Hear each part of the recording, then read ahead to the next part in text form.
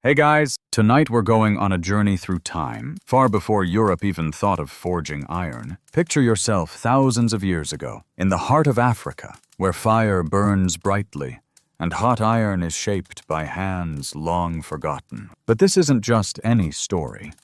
This is a tale of the African kingdoms that mastered the art of ironworking long before their European counterparts. You probably won't survive this. The heat is unbearable, and the skill needed to create such masterpieces feels impossible. But don't worry, we're in this together. So, before you get comfortable, take a moment to like the video and subscribe, but only if you genuinely enjoy what I do here. Your support helps keep these amazing stories alive, and I'm grateful for it. Oh, and feel free to drop your location and local time in the comments. It's always interesting to see where in the world this history reaches. Now, dim the lights, maybe turn on a fan for that soft background hum, and let's ease into tonight's journey together. The story begins long before the great iron-producing factories of Europe even existed. Africa was already forging its own destiny with the mysterious art of ironworking, dating back as far as 1000 BCE, long before the Industrial Revolution. African civilizations were creating strong iron tools and weapons, allowing them to grow empires and shape history. It's hard to imagine today. Right. How could ancient African societies have figured out iron when it seems like the world was still so young, especially compared to what we learn about European innovations? But that's the magic of this history. Africa's Iron Age came long before many think, and its impact can still be felt today. Imagine how these early iron workers made tools that were not only essential for survival, but also the backbone of trade, warfare, and the growth of ancient African civilizations. Now, let's think about the Kingdom of Nok, one of the earliest and most significant ironworking civilizations in Africa. Located in what is now Nigeria, the Nok people are believed to have begun smelting iron as early as 500 BCE. This was no small feat.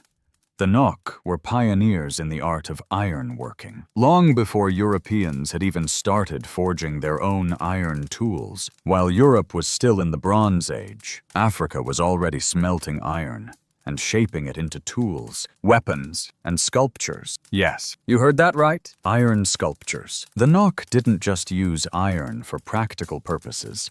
They also used it for art, creating intricate terracotta figures that are still marveled at today. Historians still argue about the exact origins of Nok's ironworking techniques. Some suggest that the Nok developed the practice completely independently, while others believe there may have been some form of cultural exchange with ancient civilizations to the north or east. Regardless of the origins, what's clear is that the Nok mastered the art of ironworking long before many other cultures, setting the stage for a broader African tradition that would spread across the continent. Iron in Nok culture wasn't just about tools. It was a symbol of power and prestige. Blacksmiths, who could turn raw ore into a valuable commodity, were highly respected and often held spiritual significance. They didn't just craft weapons for warfare or tools for agriculture.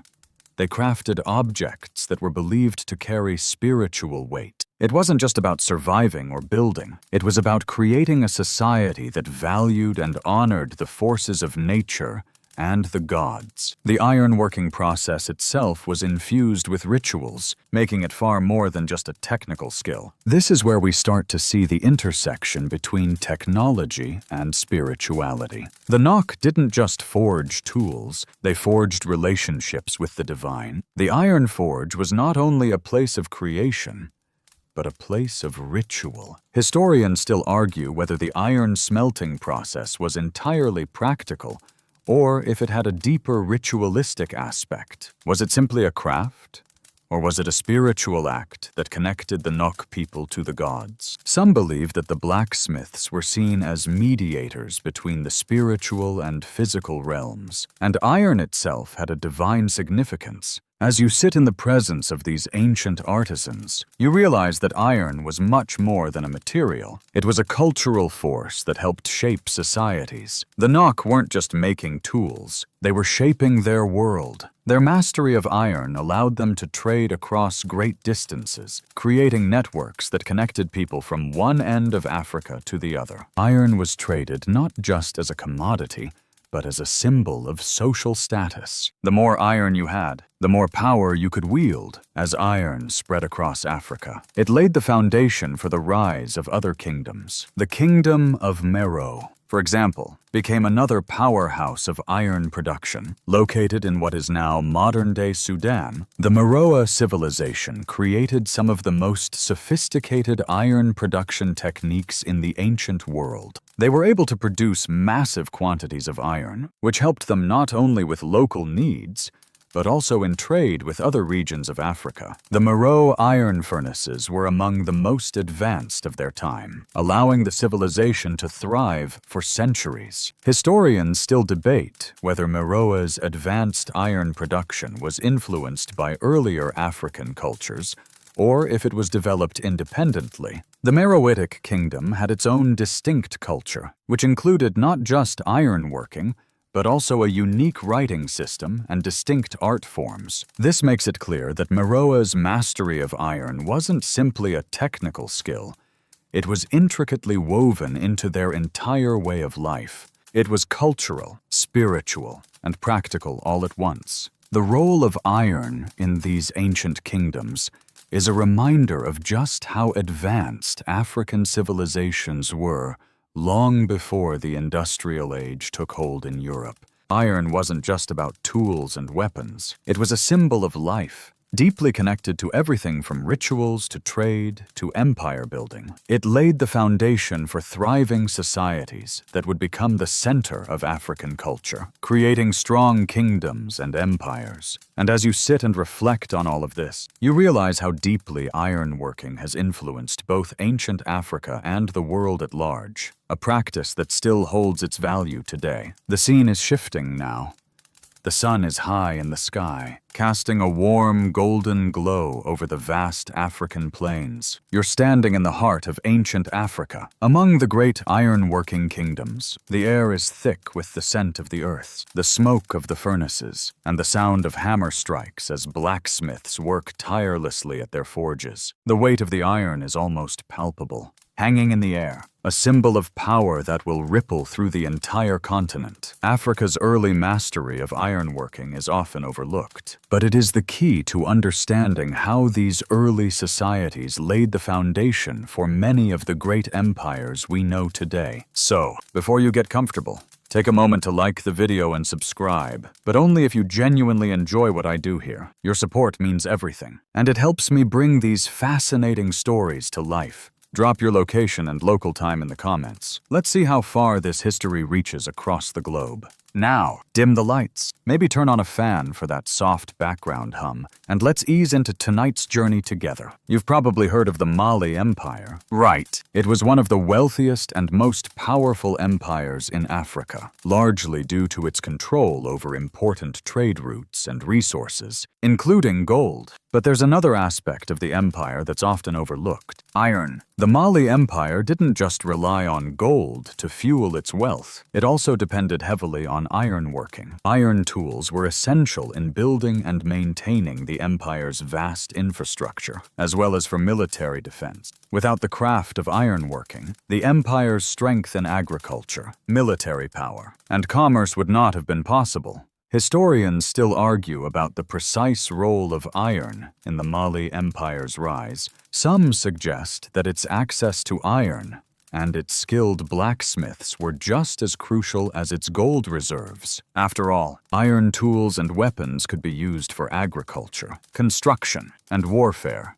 allowing the empire to grow both in population and in power. The ability to control iron production meant that Mali had an advantage in trade and military strength, giving it the leverage to influence neighboring territories and establish trade networks that stretched from the Saharan desert to West Africa. Iron was also significant in Mali's religion and rituals. Blacksmiths, as the creators of iron, were often seen as having a special connection to the spiritual world. Their role went beyond the physical realm. They were believed to hold magical and mystical powers, capable of forging spiritual weapons and tools that had an effect on the spirit world. The creation of iron tools wasn't just about shaping the physical world. It was about aligning the community with spiritual forces that governed the land. But the Mali Empire wasn't the only one to benefit from iron. To the northeast, in Kush, the ancient kingdom located in modern-day Sudan, iron played a vital role in both military and economic success. The kingdom of Kush was known for its iron production, which was essential for its strength as a regional power. Like the Mali Empire, Kush controlled vast territories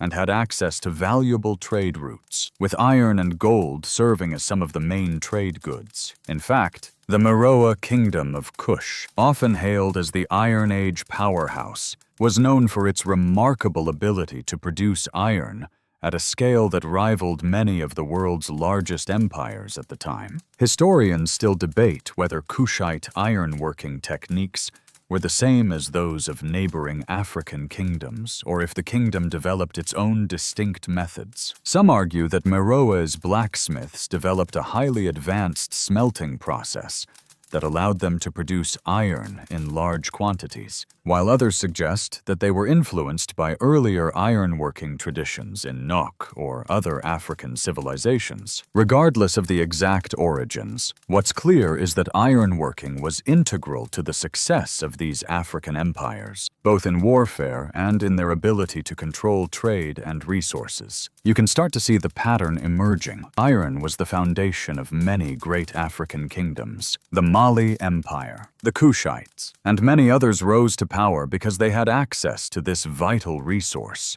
But unlike Europe, which had to play catch-up in terms of large-scale iron production, Africa was ahead of the curve. By the time Europeans were starting to forge iron, many African societies had already been using it for centuries, creating sophisticated tools, weapons, and technologies that allowed them to shape their environment and dominate their regions. One interesting and often overlooked aspect of African ironworking is its role in agriculture. Iron plows, for example, were game changers in agricultural societies. Before the widespread use of iron, farmers relied on stone tools that made it difficult to plow large fields. But once iron tools became available, African societies were able to cultivate larger areas of land, leading to increased food production and the growth of cities and kingdoms. This agricultural revolution laid the foundation for the development of complex civilizations across Africa, and iron played a key role in making that happen. The role of iron in shaping Africa's agricultural, military,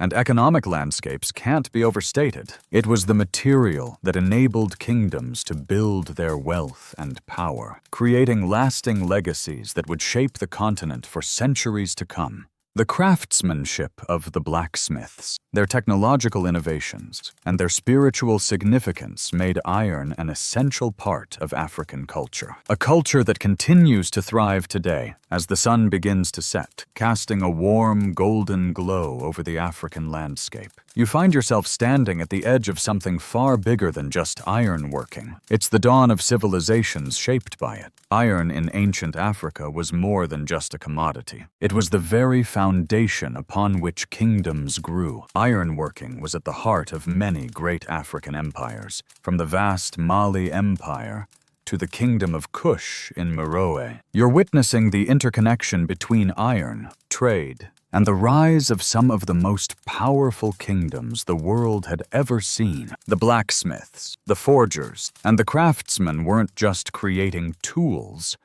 They were creating civilizations, with the force of iron forming the backbone of Africa's economic, military, and agricultural success. Before you get too comfortable, take a moment to like the video and subscribe, but only if you genuinely enjoy what I do here. Your support keeps this channel alive, and keeps these ancient stories alive, too. Also, drop your location and local time in the comments. It's fascinating to see where in the world these ancient stories are being heard. Now, dim the lights, maybe turn on a fan for that soft background hum, and let's ease into tonight's journey together. At the heart of this iron revolution was the Bantu migration, which was a process that shaped the very structure of Africa's ironworking societies. This vast migration spread ironworking across the continent, connecting Central Africa with the southern regions. It's like looking at a giant map of Africa, watching as the knowledge of iron begins to ripple outward, seeping into the bones of society.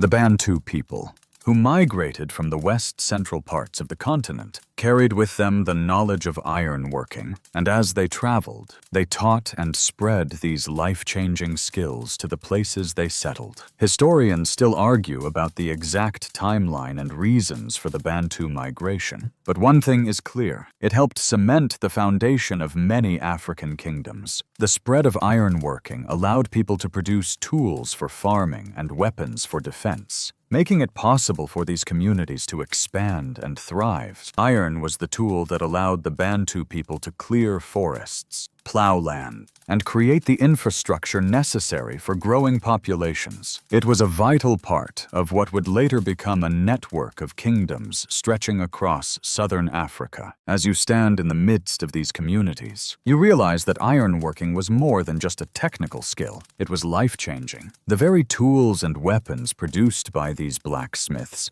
allowed the Bantu people to reshape the land itself. Imagine how they must have felt as they transformed raw ore into the sharp blades of tools that helped them harvest crops, build their homes, and defend themselves from invaders. You begin to understand that ironworking wasn't just about survival, it was about thriving, about growing in both strength and numbers. The Bantu were laying the groundwork for kingdoms that would become the heartbeat of sub-Saharan Africa. Now, let's take a deeper look at the Meroitic Kingdom, which, located in modern-day Sudan, played a central role in African ironworking. The Meroe Kingdom was one of the greatest iron producers in the ancient world. With ironworking techniques far ahead of their time, the Meroitic furnaces were among the most advanced in their ability to smelt iron, and they produced large quantities that were vital for both military needs and trade.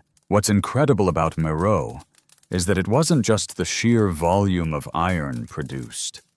It was also the quality and the craftsmanship. The Meroitic people knew how to make iron work for them in a way that was not just functional, but also aesthetic. They crafted weapons, tools, and ritual items, using iron in ways that connected them to their gods and to their ancestors. Historians still debate how the Meroitic Kingdom developed such advanced iron production techniques. Some argue that it was the kingdom's access to rich iron ore deposits, while others suggest that their blacksmiths developed unique smelting technologies. What is certain, however, is that the kingdom's iron industry was a key part of its success. This was an empire that thrived on the strength of its ironworking, and it's no surprise that the Meroe civilization lasted for centuries. But iron wasn't just a tool for military might. It was essential for trade and economic expansion. The iron that was produced in places like Meroe was traded across Africa, creating vast networks of commerce that stretched from the Saharan desert to the rainforests of West Africa. This was iron that connected kingdoms and helped sustain empires. Iron tools were used for farming, building, and warfare, but they were also symbols of wealth and social status. The more iron you could produce, the more influence you had over the surrounding territories. You can almost imagine the scene: iron tools being traded in bustling marketplaces, blacksmiths forging weapons that would determine the outcome of battles and wars, and kingdoms using the power of iron to defend their lands and expand their borders. It's a world where iron is the foundation of everything: the economy, the military, and even the culture. Iron didn't just change the way Africa worked. It changed the way entire civilizations interacted with each other. Historians still debate whether the Meroe kingdom and other ancient African kingdoms were influenced by outside cultures, or if they developed their iron-working techniques independently. Some scholars believe that African ironworkers may have been influenced by ancient Egypt or other neighboring civilizations, while others argue that the knowledge was developed independently within Africa. The truth is probably a bit of both. There were certainly trade routes and cultural exchanges that brought ideas across the continent, but the creativity and innovation displayed by African ironworkers suggest that they were fully capable of developing these techniques on their own. As you reflect on all of this, it becomes clear that Africa's ironworking legacy was foundational to the rise of powerful empires. The ironworking practices in the Nook, Meroe, and Mali empires weren't just about creating tools or weapons. They were about transforming societies. These early ironworkers created the building blocks for some of the most powerful and lasting civilizations in Africa. Iron, for them, wasn't just a material. It was a means of empowerment, a key to survival, strength, and cultural identity. As the day draws to a close, the landscape seems to stretch endlessly before you. The African savanna, dotted with acacia trees, lays quiet under a sky full of twinkling stars. But beneath this serene setting lies the historical reality of an age where iron was the foundation of flourishing kingdoms. It's easy to imagine the blacksmiths at their forges, the clink of iron on stone filling the air, as they shape metal into tools, weapons, and ceremonial objects. These blacksmiths weren't just artisans, they were architects of civilization, creating the very tools that built empires. So, before you get comfortable, take a moment to like the video and subscribe, but only if you genuinely enjoy what I do here. Your support really means a lot, and it helps keep these incredible stories alive. Also, drop your location and local time in the comments. It's always fun to see where these ancient tales are reaching. Now, dim the lights, maybe turn on a fan for that soft background hum, and let's ease into tonight's journey together. Let's take a moment to reflect on the Mali Empire again, one of the great iron-working civilizations of West Africa. The Mali Empire wasn't just wealthy from its gold, it also thrived due to the resources and iron-working techniques that contributed to its agriculture, military, and trading systems. The ability to produce iron tools revolutionized their agriculture, making it possible to grow food on a much larger scale, which supported the growing population. The Mali Empire, at its height, was one of the largest and most powerful empires in Africa, and its control over iron production played a critical role in that. Historians still argue whether Mali's iron was the key to their military dominance, or if it was their gold resources. While gold was certainly important, iron was what allowed them to expand, conquer, and maintain order. The ability to produce iron tools gave the Mali Empire a major advantage in terms of agriculture and military strength. Iron weapons and armor helped defend the empire against invaders, while the tools used for agriculture supported food production that was crucial to sustaining large urban populations. But it wasn't just about military or agricultural efficiency. It was about status. Just as the blacksmiths held high status in early African societies, iron itself became a symbol of wealth and prestige. The more iron you had, the more powerful you were. This meant that the elite controlled not only the wealth of the land, but the resources necessary to maintain and build their power. In fact, the control over iron and iron goods was likely a major reason why the Mali Empire became such an economic powerhouse. It gave them control over the trade routes that linked the Saharan desert to the south, creating a network that reached from the heart of Africa to the Mediterranean. To the north, in Kush, the ironworkers of Meroe were making strides in iron production that would rival anything seen in Europe or Asia at the time. The Meroe kingdom is often regarded as one of the most significant iron-producing regions of ancient Africa. The furnaces of Meroe were capable of producing large quantities of iron, which was used for both military and economic purposes. In fact, the wealth generated from Meroitic iron played a huge role in the kingdom's prosperity. Historians still debate whether the Meroitic kingdom used the same smelting techniques as the Nok, or if they had developed their own distinct methods. Some scholars believe that Meroe was influenced by the earlier Nok civilization, while others argue that the Meroites independently invented high-quality iron smelting techniques. Regardless, what is clear is that iron played a major role in the kingdom's ability to build power and maintain control. The Meroitic people were masters of ironworking, producing everything from tools to weapons and even artwork. The Meroitic blacksmiths were highly skilled, and their work wasn't just functional, it was often beautiful, showcasing the skill and craftsmanship of the artisans. The Meroitic sculptures created from iron are a testament to the artistic sophistication of the kingdom. Their iron sculptures were not just functional tools, but also spiritual objects, connecting the people to their gods and the ancestral spirits. Iron, in the Meroitic world, was both practical and sacred. Iron was more than a commodity. It was a cultural pillar. The Meroites used iron to create a range of products that spanned from weapons to art and ceremonial items. It was the backbone of both their material wealth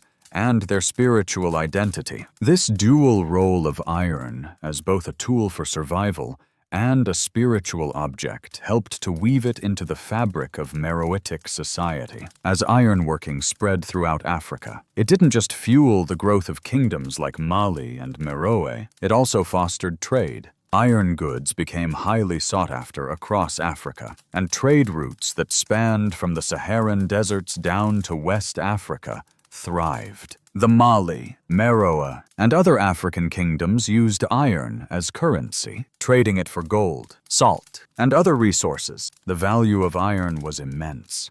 It wasn't just a commodity, but a social currency that defined the power of those who controlled it. The control over iron production became an important part of imperial dominance, and was vital to the success of these kingdoms. Historians continue to argue whether the Meroites' iron smelting technology was entirely unique, or whether there were shared influences. Some scholars suggest that the Meroitic techniques were influenced by Nok culture, while others assert that they were developed independently. Regardless of the origins, what's clear is that Meroe became a key producer of iron, and their mastery of the craft was a significant factor in their empire's success. The enduring impact of Africa's early ironworking traditions cannot be overstated. Iron was the material that shaped African agriculture, military, and trade, providing the foundation for the rise of powerful kingdoms. Today, the legacy of African ironworking remains evident in the cultures and economies of the continent. From the Nok to the Mali Empire, Meroe, and beyond, iron helped forge not only tools and weapons, but entire civilizations. As the quiet settles over the vast African landscapes, you reflect on the profound role that iron played in the shaping of African societies. Iron wasn't just a commodity, it was a transformative force, a catalyst that propelled kingdoms forward, shaped civilizations, and defined the very nature of power in the ancient world. As you stand on the edge of these ancient kingdoms, you begin to realize how crucial iron was to the development of Africa's greatness, and why it is often overlooked in the grand historical narrative. From Nok to Meroe, and across to the mighty Mali and Ghana, iron was at the very heart of their power. So, before you get too comfortable, take a moment to like the video and subscribe, but only if you genuinely enjoy what I do here. Your support ensures I can keep exploring and sharing these deep histories with you. And don't forget to drop your location and local time in the comments. It's fascinating to see how far this history reaches around the world. Now, dim the lights, maybe turn on a fan for that soft background hum, and let's ease into tonight's journey together. Let's turn now to the role of iron in trade, which is another key facet that links ironworking to the rise of great African civilizations. Iron trade wasn't just a local affair, it spanned vast territories, connecting different regions of the continent through an extensive network. The Saharan trade routes were at the heart of this exchange, where iron tools, weapons, and metal goods were traded for gold, salt, and ivory. The iron produced in the great iron-working centers of West Africa, Nok and Meroe, became highly prized in regions across the continent and beyond. Historians still debate the extent to which trade in iron helped shape the development of these kingdoms. Was ironworking in West Africa driven primarily by the need for local use? Or did it begin as a trade commodity that created vast networks across the Saharan trade routes? Some argue that iron trade was essential to the growth of West African empires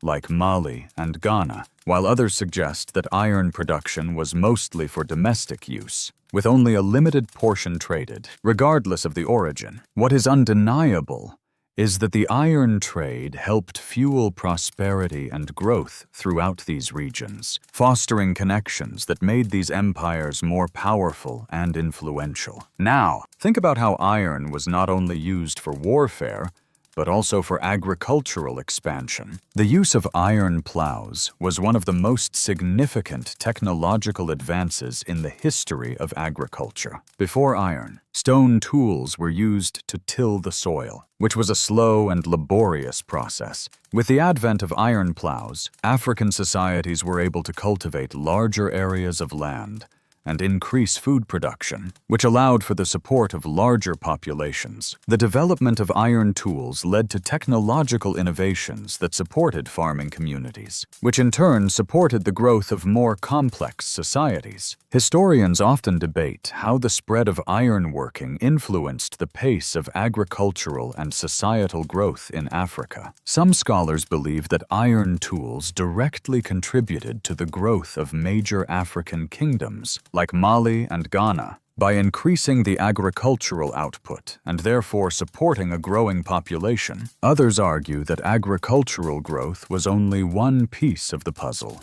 with other factors, such as the availability of resources, the rise of trade routes, and the management of military power, playing equally critical roles in the rise of these empires. The truth, as always, lies somewhere in between. The combination of ironworking and agriculture allowed for a society to grow and flourish, setting the stage for future economic dominance. In these great kingdoms, iron was at the heart of military success. The weapons forged from iron, swords, spears, and daggers, were not just tools of defense, but they allowed empires to conquer and expand their territories. For instance, the Mali Empire, which spanned large parts of West Africa, would not have been able to defend its trade routes or expand its territories without iron weapons. The ability to forge strong, durable weapons enabled them to secure their borders, fend off invaders, and maintain a dominant military presence in the region. Similarly, the Meroe Kingdom was a military power, in part because of its iron production. The Meroitic Kingdom relied on iron for defense, crafting not only weapons, but also the tools needed to defend its borders against foreign invaders. The iron resources in Meroe contributed to a thriving economy, with military success and the ability to trade iron, allowing them to secure sustained power in the region. Iron weapons made their army stronger and gave them the means to defend their land. While iron tools supported both their agriculture and artistry, it's important to remember that the role of iron in Africa's history wasn't purely utilitarian. Iron had a symbolic value too. In many African societies, ironworking was deeply tied to the spiritual and ritualistic aspects of life. Blacksmiths, as creators of iron, were viewed as mediators between the spiritual and physical worlds. Their ability to transform raw materials into useful tools was seen as a magical act, and many African cultures believed that blacksmiths were entrusted with spiritual power. The tools they created were not only functional, but were also imbued with power, capable of protecting the owner from evil spirits or bringing blessings. Iron, in many parts of Africa, was seen as a sacred material, and the act of forging iron was as much a ritual as it was a craft. Iron workers were highly respected figures in society, and their work was central to both the social structure and the spiritual life of the community. This intersection of craftsmanship and spirituality made ironworking an integral part of African societies, not just as a practical skill, but as a cultural cornerstone that shaped everything from religion to economics to military power. Historians still argue whether the spiritual significance of ironworking in Africa was universal across all regions, or whether it was more pronounced in certain kingdoms or tribes. Some scholars suggest that ironworking held the same sacred meaning throughout Africa, while others argue that each region gave iron its own cultural significance. What remains clear, though, is that ironworking played an essential role in shaping the identity of these ancient African societies. By now, it should be apparent that iron was the lifeblood of Africa's greatness. It was central to economic growth, military strength, and cultural identity. It fueled the rise of some of the most influential empires in the world, and continues to echo through the modern African world. The coolness of the evening has settled around you, and the echoes of ancient forges still linger in the air, as if the blacksmiths of these early African kingdoms never truly left. The faint glow of iron furnaces still illuminates the landscape, casting shadows of labor and creation over the African plains. In the warm glow of the fire, you start to see the bigger picture. Iron was more than just a material. It was the essence of empire building, a force that helped shape the continent and transform its peoples. The rise of African kingdoms wasn't just about trade or agriculture. It was about the tools of power, iron forged through sweat, skill, and spirit. The legacy of ironworking is alive and well, and it has shaped the course of African history in ways that many overlook. So, before you get comfortable, take a moment to like the video and subscribe, but only if you genuinely enjoy what I do here. Your support keeps these ancient stories alive, and I can't thank you enough for your interest. Also, drop your location and local time in the comments. I love hearing where in the world you're joining us from. Now, dim the lights, maybe turn on a fan for that soft background hum, and let's ease into tonight's journey together. As the sun sets over the savannah, we find ourselves looking at ironworking through the lens of trade and economic networks. Iron was more than just a symbol of power.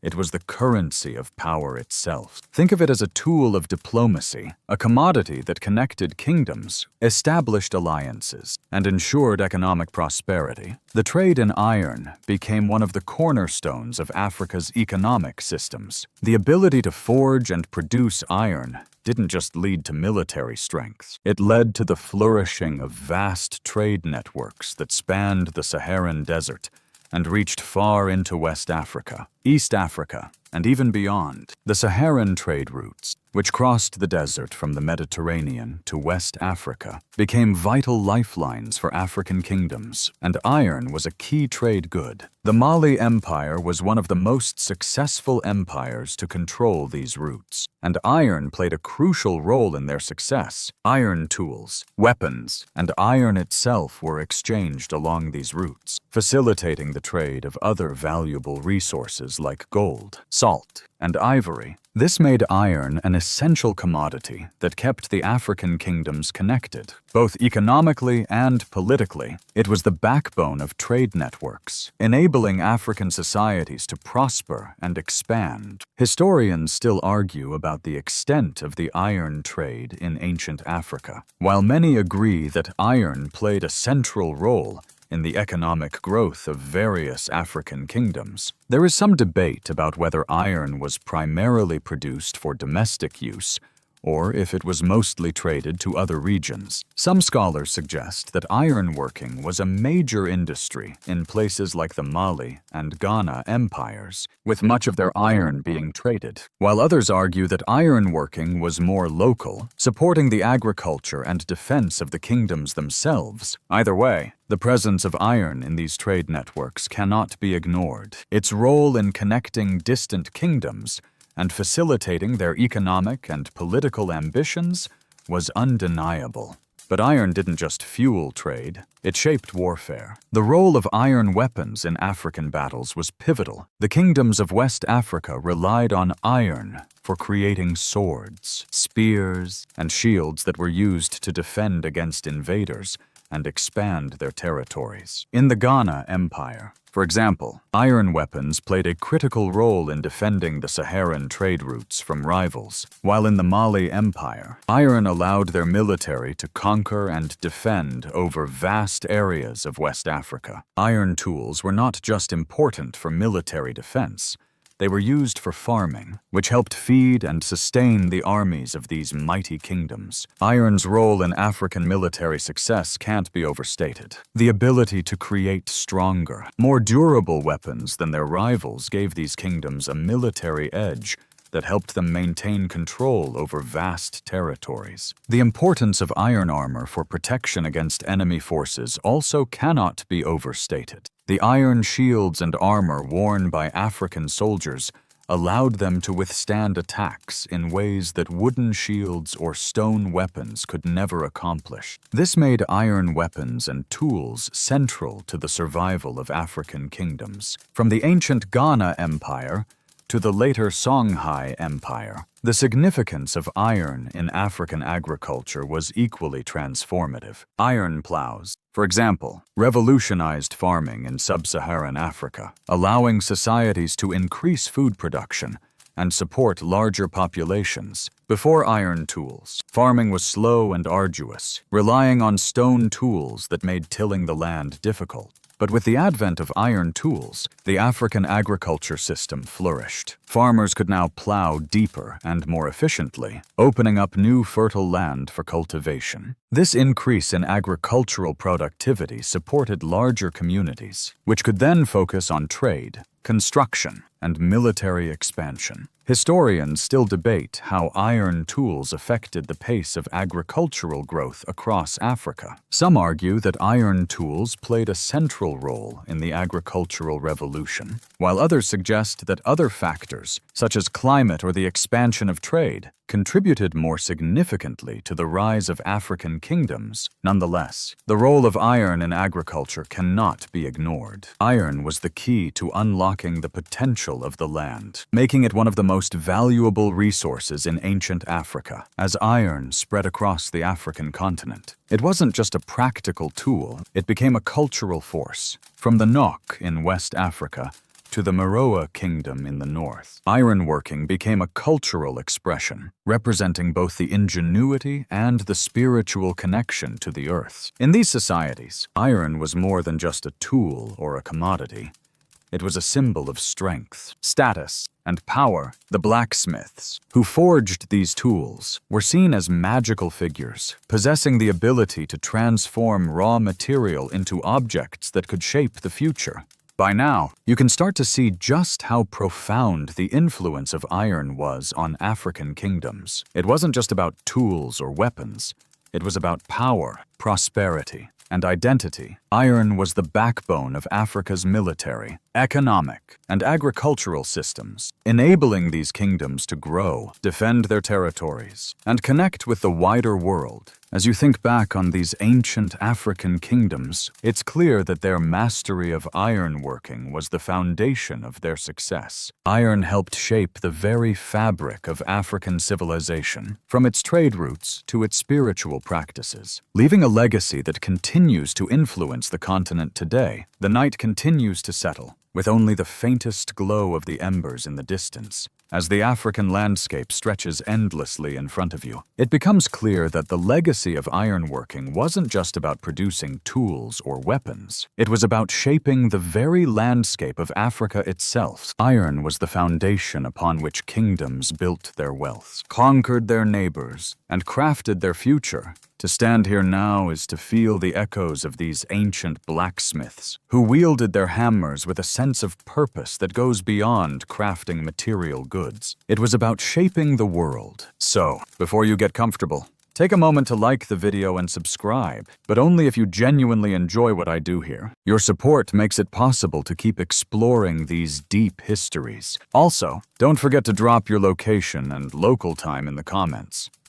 It's always incredible to see where in the world these ancient stories are being heard. Now, dim the lights, maybe turn on a fan for that soft background hum, and let's ease into tonight's journey together. In many ways, ironworking was at the core of Africa's expansion during the rise of its great kingdoms. Take the Kingdom of Mali. For instance, at its height, the Mali Empire controlled vast territories in West Africa, and it did so partly because of its strategic control of iron resources. The Mali kings understood the power of iron, not only as a tool for war, but as a symbol of prosperity. The ability to control iron production gave them economic leverage, making it possible to trade and expand. Iron was essential in agriculture, and for the Mali Empire, its widespread use for agricultural tools meant that farming could support large populations. The increased food production helped sustain Mali's large urban centers, like Timbuktu, which became one of the most renowned centers of learning and trade in Africa. Iron tools played a crucial role in maintaining this productivity, supporting the empire's expansion and trade routes that stretched far and wide,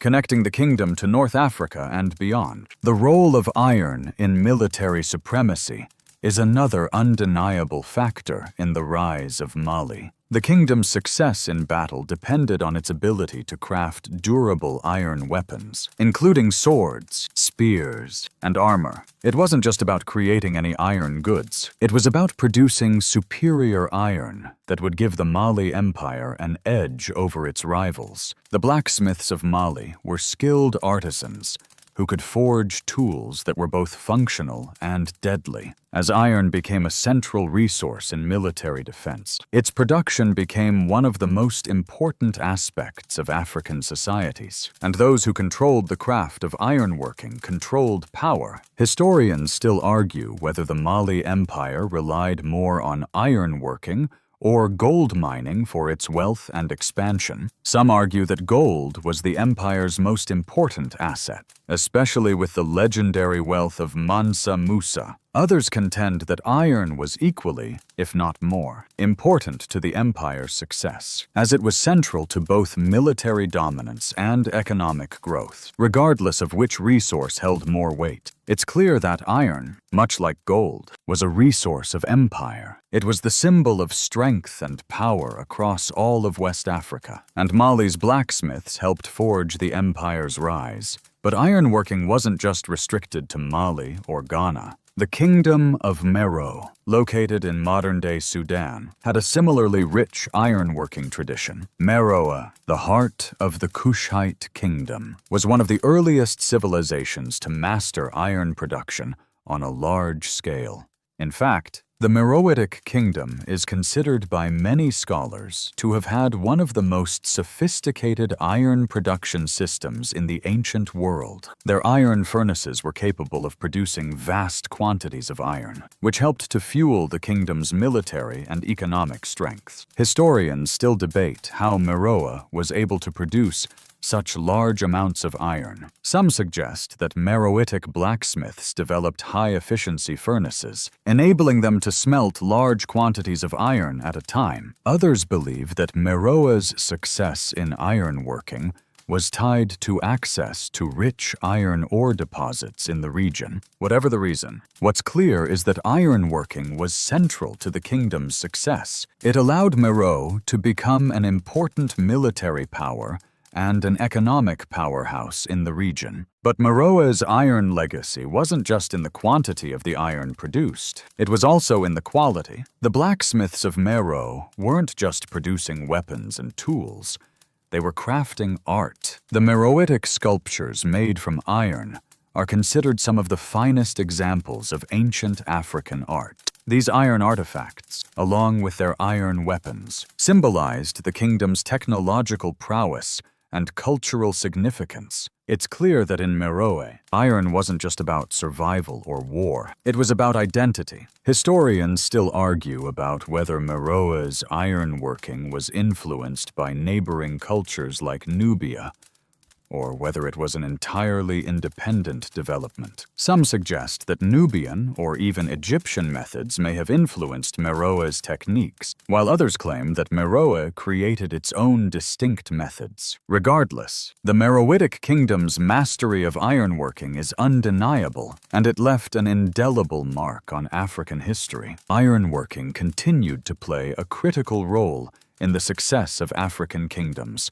long after the fall of Meroe. From West Africa to the Horn of Africa, ironworking was integral to the development of political systems, economic structures, and military powers. The ability to produce iron allowed African societies to compete, expand, and defend themselves against outside threats. And though Europe eventually caught up with its own industrial revolution, it's important to recognize that Africa's ironworking legacy predates the rise of European powers and influenced the course of history for centuries. Historians still argue whether Africa's ironworking techniques influenced Europe or whether the two regions developed iron independently. However, what's clear is that Africa's ironworking traditions shaped the continent in ways that remain significant today. From trade routes to military dominance and cultural identity, iron was an essential component of Africa's civilizations, paving the way for a future shaped by resource control, technological mastery, and political power. As night falls, the ancient African world takes on a dreamlike quality,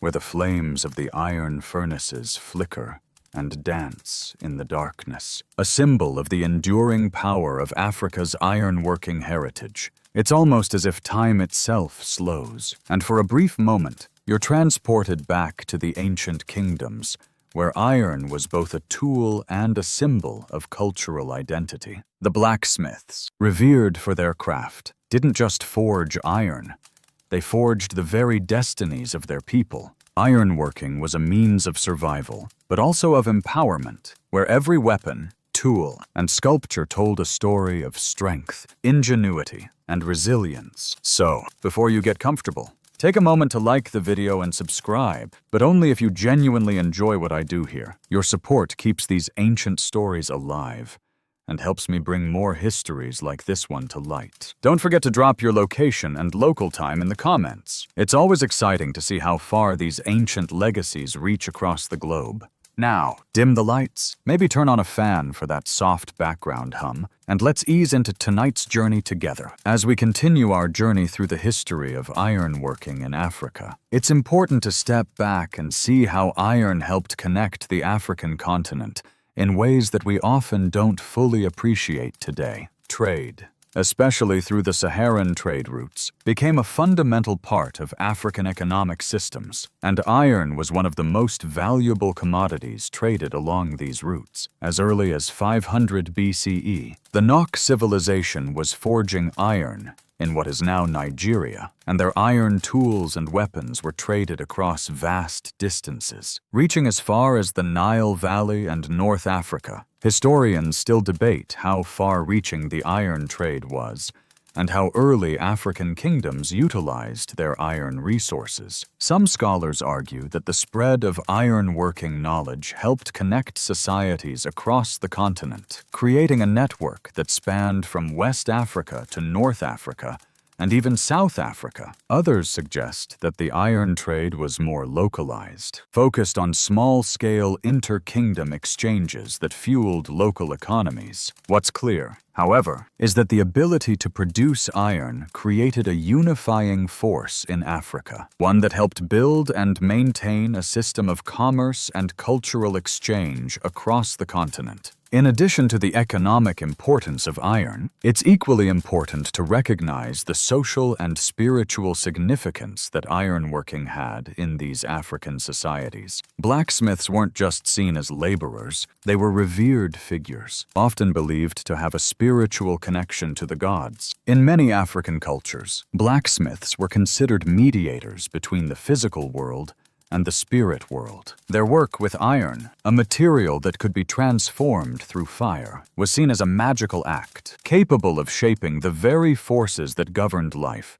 The blacksmiths were often spiritual leaders, revered for their ability to craft not only tools and weapons, but also artifacts that held ritual significance. Historians still argue whether the role of the blacksmith as a spiritual figure was universal across all of Africa, or whether it was specific to certain regions. Some suggest that the mystical aspects of ironworking were most prominent in the West African kingdoms, like Mali and Ghana, while others argue that the spiritual significance of iron was shared across the entire continent. Regardless of regional differences, it's clear that ironworking was deeply intertwined with spirituality and religion in many African societies. It wasn't just a craft, it was a sacred act, one that connected the living with the divine. The Meroitic Kingdom in Sudan, for example, was a center of both iron production and religious practice. The Meroites believed that iron had a divine connection, and many of their iron objects were not simply practical items,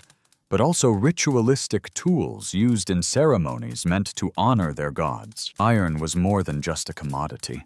It was a symbol of their relationship with the divine, and the blacksmiths were seen as spiritual figures who bridged the gap between the gods and the physical world. In this way, ironworking wasn't just a technological achievement.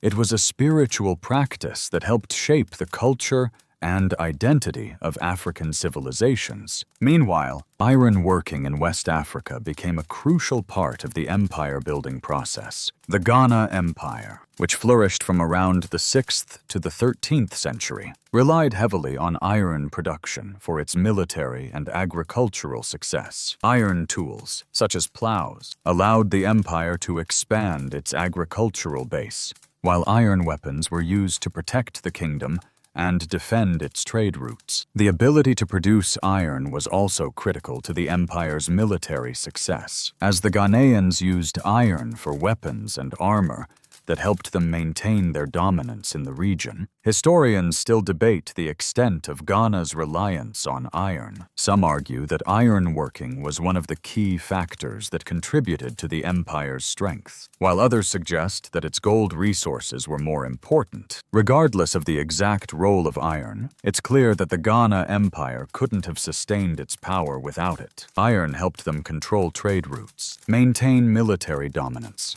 and ensure the economic prosperity that supported their growing empire. The spread of ironworking knowledge across Africa continued to fuel the growth and prosperity of kingdoms well into the medieval period. As kingdoms like Mali, Ghana, and Songhai grew in power, they relied on iron to shape their militaries, their economies, and their agriculture. The role of iron in African civilization was not simply as a tool or weapon. It was a key resource that helped create a thriving network of trade, culture, and military might. Iron was a force that connected people, not just through trade routes, but through shared knowledge and culture that would continue to shape Africa for centuries to come. As we look back on the history of ironworking in Africa, it's clear that iron wasn't just a material.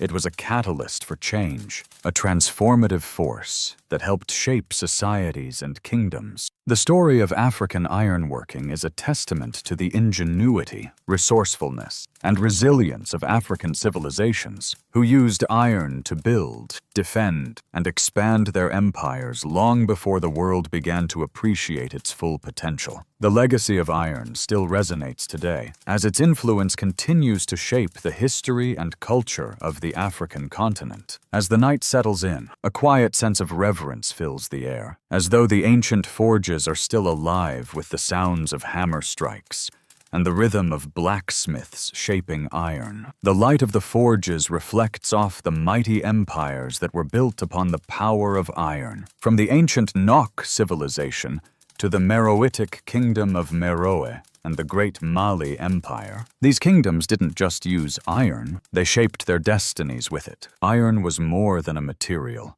It was the very foundation upon which their wealth, strength, and legacy were built. And as we reflect on this, we begin to see how ironworking in Africa wasn't just about survival, it was about thriving. So, before you get comfortable, Take a moment to like the video and subscribe, but only if you genuinely enjoy what I do here. Your support means the world and helps bring these ancient stories back to life. Feel free to drop your location and local time in the comments.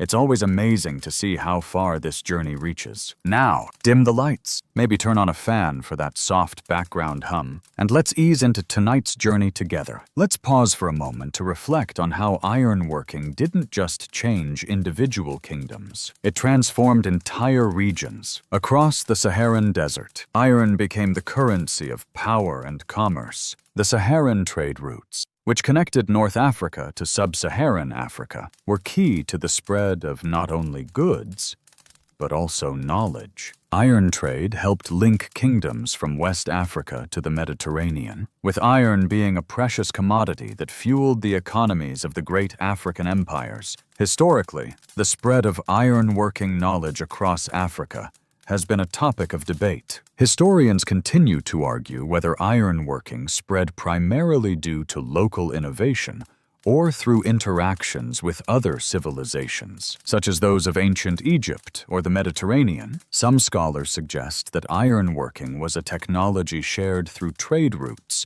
and cultural exchanges, while others believe that ironworking was developed independently within Africa. Regardless of how the technology spread, what is undeniable is that iron played a key role in the growth of African civilizations, facilitating their expansion, trade, and military power. Iron's role as the foundation of both trade and military dominance can be seen clearly in the Mali Empire. One of the most powerful African empires, Mali controlled vast portions of West Africa, including major trade routes, and iron was a cornerstone of its wealth. The Mali Empire didn't just rely on gold, it thrived because of its control over iron and its ability to produce iron goods. Iron tools and weapons were essential to both their agricultural and military successes. The iron workers who crafted tools for farming helped feed the population, while the blacksmiths who forged weapons ensured that the kingdom could defend itself from invaders. Mali's blacksmiths weren't just skilled artisans, they were essential to the survival of the empire. Ironworking in Mali was a sacred and revered craft, with the blacksmiths believed to have mystical abilities, linking them to the spiritual world. In many African societies, the act of creating iron objects was considered a divine act, and blacksmiths were seen as spiritual leaders. Their ability to shape metal was seen as the ability to shape destiny. The spiritual and economic power of iron working together shows how interconnected they were in building a thriving empire. Historians still argue whether Mali's dominance in the region was solely due to its ironworking or if other factors, like the gold trade, played a bigger role. Some argue that iron weapons and tools were the true driving forces behind Mali's rise to power. Others believe that the gold was the key factor, allowing them to build wealth and engage in international trade. Regardless of the debate, one thing is clear: iron was integral to Mali's success, both as a military tool and as an economic asset. Iron helped shape the future of Mali, and ultimately helped the empire to maintain its wealth and military dominance for centuries. Moving south, the Kingdom of Zimbabwe provides another fascinating example of iron's role in African civilization. Located in what is now modern-day Zimbabwe, the kingdom's Great Zimbabwe ruins stand as a testament to the advanced iron-working techniques of the time. The Great Zimbabwe was home to a thriving iron industry, producing both iron tools and weapons. This allowed the kingdom to maintain military strength and secure its territories, while also building a sophisticated economic system based on iron production. Historians continue to argue whether Great Zimbabwe's iron industry was self-sustaining, or whether it relied on imports from other kingdoms. The evidence suggests that Zimbabwe's blacksmiths were capable of producing large quantities of iron, which were traded to other parts of the continent. This helped expand trade networks, providing the kingdom with the resources it needed to grow and flourish. Ironworking was integral to Zimbabwe's economic and military prowess, and the kingdom's wealth was built on the foundation of its iron industry. As the empire grew, so did the importance of iron in its defense, agriculture, and economic systems. The significance of iron as a symbol of power is also evident in the way African empires viewed their blacksmiths. In many societies, blacksmiths were revered as almost divine figures, given the mystical powers they were believed to possess as creators of iron. They were seen as agents of transformation, capable of shaping both the material world and the spiritual realm. Their craft was seen as an act of creation, and their tools were often imbued with spiritual significance. Today, the legacy of ironworking in Africa remains a powerful reminder of the ingenuity, resilience, and cultural importance that iron played in the rise of Africa's greatest empires. The ironworkers who crafted tools, weapons, and artworks helped build civilizations that continue to inspire and influence the continent to this day. Iron was not just a tool, it was a force of nature, a foundation for the growth and prosperity of ancient African kingdoms. Historians still debate the role of external influences on African ironworking techniques, but what is undeniable is the legacy of these ancient blacksmiths. Their work laid the groundwork for the expansion and development of some of the most powerful empires in history. Iron wasn't just a material, it was the very foundation of Africa's power, and it will continue to resonate through the centuries. As the stars twinkle overhead, you can almost feel the weight of history pressing down on the landscape. The legacy of ironworking in Africa is one that stretches back thousands of years, weaving through the rise and fall of kingdoms that flourished on the strength of iron tools and weapons. Iron didn't just shape battles or fuel trade. It was the lifeblood of African civilization, influencing every aspect of life. As you look out across the continent, you realize that these ancient ironworking societies weren't simply surviving, they were thriving, building the future of Africa from the heat of their forges and the sweat of their blacksmiths. So, before you get comfortable, take a moment to like the video and subscribe, but only if you genuinely enjoy what I do here. Your support ensures I can keep these stories coming. Also, don't forget to drop your location and local time in the comments. It's fascinating to see where in the world these ancient histories are being heard. Now, dim the lights, maybe turn on a fan for that soft background hum, and let's ease into tonight's journey together. Ironworking was, without question, a driving force behind the success and power of African kingdoms. But let's take a deeper look at the Mali Empire, a kingdom whose wealth and military dominance were directly tied to its control over iron resources. Mali's control over iron was a major factor in its ability to build such a vast and influential empire. The blacksmiths of Mali were revered for their ability to craft iron weapons, tools, and agricultural implements that sustained the kingdom's growth. The production of iron tools and weapons also played a critical role in Mali's military supremacy, allowing the empire to defend itself against invaders and expand its territory across the Saharan trade routes. Historians still debate the relative importance of gold and iron to the Mali Empire's success. Some argue that the kingdom's wealth came primarily from its gold reserves, which made Mali one of the richest empires in Africa and beyond. Others suggest that the military power derived from iron weapons and the strategic importance of iron tools in the kingdom's agriculture were just as significant in propelling the empire forward. Regardless of which resource was more important, it's clear that iron was an essential factor in Mali's rise and success. In the Ghana Empire,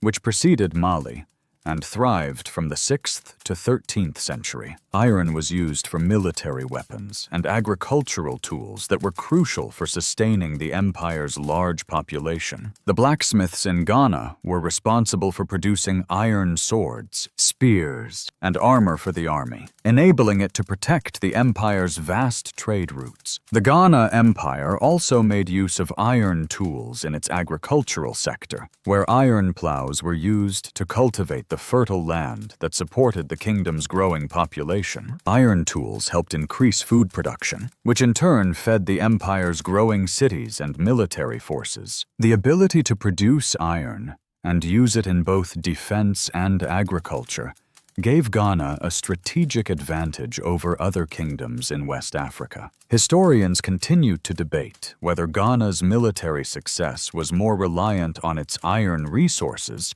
or its control over the gold trade. Some argue that gold was the most important resource, as it allowed Ghana to build wealth and expand its empire. Others suggest that iron was just as critical, as it allowed the kingdom to defend its territories and expand its borders. What is undeniable, however, is that the Ghana Empire could not have maintained its power without its control of iron resources. Iron was an essential material in both military defense and agriculture, making it one of the most valuable commodities in West Africa at the time. Turning to the Meroitic Kingdom in Nubia, the role of iron was just as critical in shaping the empire's success. The Meroitic blacksmiths were known for their exceptional skill in forging iron tools, weapons, and artifacts, which allowed the kingdom to dominate the region. Meroe's iron furnaces were able to produce large quantities of iron, which were used to create tools for farming, weapons for warfare, and ceremonial objects. The abundance of iron allowed Meroe to not only sustain its economy, but also to maintain its military dominance. Historians still debate the exact methods used by Meroe's iron workers, with some suggesting that the kingdom developed high-efficiency furnaces that enabled them to produce iron at scale, while others believe that Meroe's ironworking was influenced by Egyptian or Nubian techniques. Regardless of the origins of Meroe's ironworking methods, it is clear that iron was central to the kingdom's prosperity and power. The ironworking legacy of Meroe is also intertwined with the kingdom's cultural and spiritual beliefs. Like many other African societies, the Meroitic people believed that the act of creating iron was not just a physical process, it was also a spiritual one. The blacksmiths of Meroe were considered spiritual leaders, capable of transforming raw materials into objects that were not just functional, but also sacred. The process of forging iron was viewed as an act of divine creation, and the tools, weapons, and artifacts produced by the blacksmiths were believed to hold spiritual significance. In these societies, iron wasn't just a commodity. It was a sacred material. It symbolized power, prestige, and connection to the divine. Iron was used in rituals, ceremonies, and spiritual practices, making it a key element of cultural identity. The blacksmiths, as the creators of iron, were revered as the guardians of culture and spirituality, linking their work to the very soul of the society they served. Ironworking, therefore, wasn't just a practical skill. It was part of a larger, spiritual framework that influenced every aspect of life. Historians still debate the extent to which ironworking influenced the cultural and spiritual practices of African societies. Some scholars argue that the connection between iron and spirituality was universal, while others suggest that it was specific to certain regions, such as Meroe or West Africa. Regardless of the debate, one thing is clear: ironworking in Africa was far more than just an industrial process. It was a central part of cultural and spiritual life. As we look back on the role of ironworking in African civilizations, we realize how influential it was in shaping the continent's history. from the Nok to the Mali Empire. From the Meroitic Kingdom to the Songhai Empire, iron played a central role in the rise and development of some of the world's greatest civilizations. It helped build wealth, defend empires, and shape the cultural identity of Africa. The legacy of ironworking is alive and well today, as the craftsmanship of blacksmiths continues to be honored in many African communities. Iron is not just a material, it is the key to understanding the profound impact of Africa's ancient civilizations. The African landscape stretches before you, bathed in the golden light of a fading sun. The remnants of ancient forges still whisper the stories of empires long past, where iron was more than a material. It was the very lifeblood of flourishing societies. As you stand in the midst of this landscape, the weight of Africa's iron-working heritage becomes even more apparent. Iron was the foundation of prosperity, military power, and cultural identity, a resource that connected communities across vast territories. In this section, let's continue to explore how the power of iron shaped the rise and expansion of some of the greatest African kingdoms, from West Africa to Central Africa. So, before you get comfortable, take a moment to like the video and subscribe, but only if you genuinely enjoy what I do here. Your support makes these stories possible and keeps the journey alive. Also, feel free to share your location and local time in the comments. It's amazing to see where in the world this story reaches. Now, dim the lights, maybe turn on a fan for that soft background hum, and let's ease into tonight's journey together. In West Africa, the Mali Empire reigns supreme as one of the greatest examples of how ironworking could be the catalyst for empire building. The Mali Empire flourished from the 13th to the 16th century, growing in power and wealth due to its control over key trade routes and resources like gold and iron. While gold often gets the spotlight, iron was equally crucial for Mali's dominance. Iron played a major role in not only the kingdom's agricultural system, but also in its military strength. Historians still debate the exact role that iron played in Mali's rise. Some argue that the gold trade was the main factor in the empire's success, with the legendary wealth of Mansa Musa garnering worldwide attention. But it is also undeniable that iron provided Mali with the tools it needed to build its empire and defend its borders. Iron weapons such as swords, spears, and shields were essential for military defense and offensive tactics. Additionally, iron tools for farming, like plows and hoes, allowed Mali's farmers to increase food production, thus sustaining the empire's large population and army. Mali's success in defending its empire was directly related to its ability to craft superior iron weapons. Iron, which was abundant in the region, allowed the Mali people to outfit their soldiers with tools capable of withstanding the demands of warfare.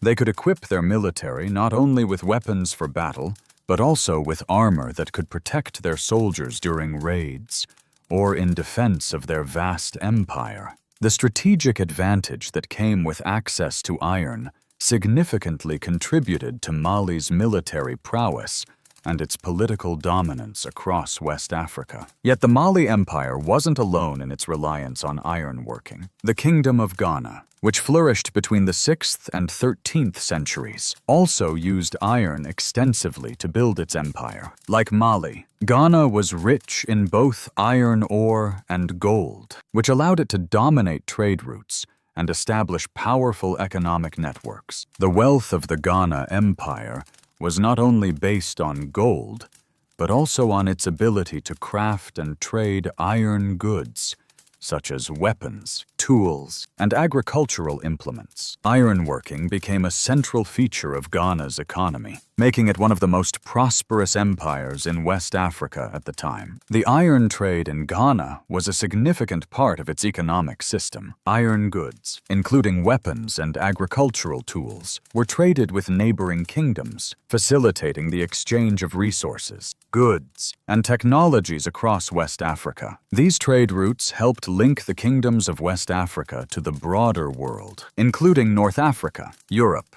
and even the Mediterranean. The trade in iron was a driving force behind the kingdom's economic and military success, with iron workers providing the necessary tools for both agriculture and warfare. Historians still debate whether Ghana's wealth was primarily based on gold or whether iron played an equally crucial role. Some scholars suggest that gold was the main commodity, while others argue that iron was the material that helped fuel the empire's military strength and economic expansion. However, one thing is clear: without iron, Ghana would not have been able to produce the tools and weapons necessary to defend itself and maintain its economic power. Iron was not just a material, it was the foundation of Ghana's success, both in its agricultural capacity and in its military defense. Moving eastward, the Kingdom of Meroe in Nubia, located in modern-day Sudan, presents another fascinating example of the role of iron in African history. The Meroites were masters of iron production, crafting some of the most advanced iron weapons and tools in the ancient world. The Meroitic furnaces, capable of producing vast quantities of iron, gave the kingdom a military advantage over its rivals. Iron was essential for both offensive and defensive purposes, allowing the Meroites to maintain control over their territories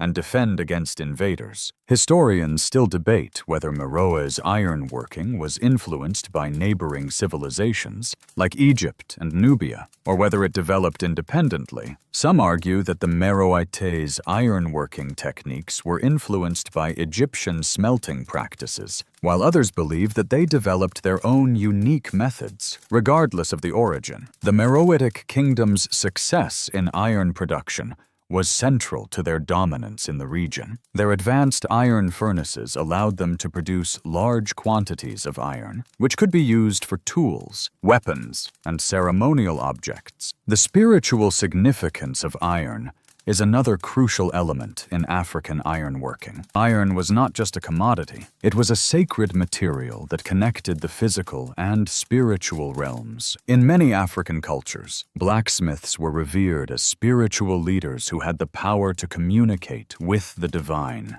The act of forging iron was seen as a ritualistic process, an act of transformation that went beyond the physical. Blacksmiths were believed to wield spiritual power, capable of shaping not only the physical world but also the spiritual realm. Iron, therefore, was not just a resource, it was a cultural and spiritual force that permeated every aspect of African societies. It was the backbone of economic and military power, but it was also the symbol of cultural identity. The connection between iron and spirituality helped forge bonds within communities, where the blacksmiths were seen as bridges between the material world and the world of the gods. Historians still debate how universal this spiritual connection to iron was across Africa. Some argue that the spiritual significance of ironworking was consistent across the continent, while others believe it was unique to certain regions or societies. Regardless, the reverence for iron and its connection to spiritual power remains a defining feature of African ironworking traditions. From the rise of the Mali Empire to the blacksmiths of Meroe, iron played a central role in shaping African history. It was the material that allowed kingdoms to build wealth, defend their territories, and craft lasting legacies. The legacy of ironworking in Africa is a testament to the creativity, resilience, and resourcefulness of the continent's people. Iron not only helped shape Africa's past, it continues to be a symbol of the continent's strength, ingenuity, and spiritual depth. As the evening continues to unfold, the shadows of ancient African kingdoms grow longer, and you feel the legacy of iron, a legacy that has shaped the continent's empires. From West Africa to the Sudan, the sound of the hammer striking the anvil reverberates through the air, and you begin to understand just how foundational iron was to the rise of African civilizations. These blacksmiths, the creators of iron tools, weapons, and artifacts, weren't just artisans, they were architects of history. With every piece of iron they forged, they shaped the very destiny of the kingdoms they served. Iron wasn't just a material, It was a force that transformed the African landscape. So, before you get comfortable, take a moment to like the video and subscribe, but only if you genuinely enjoy what I do here. Your support helps me bring these amazing stories to life, and I'm grateful for each and every one of you. Also, don't forget to drop your location and local time in the comments. It's always fun to see where these ancient tales reach. Now, dim the lights, maybe turn on a fan for that soft background hum, and let's ease into tonight's journey together. At this moment, as the night deepens, we find ourselves in West Africa, among the Mali Empire, one of the most powerful and prosperous kingdoms to ever rise. As the Mali Empire reached its height in the 13th century, iron played an essential role in its military strength and economic growth. The Mali Empire's control over iron production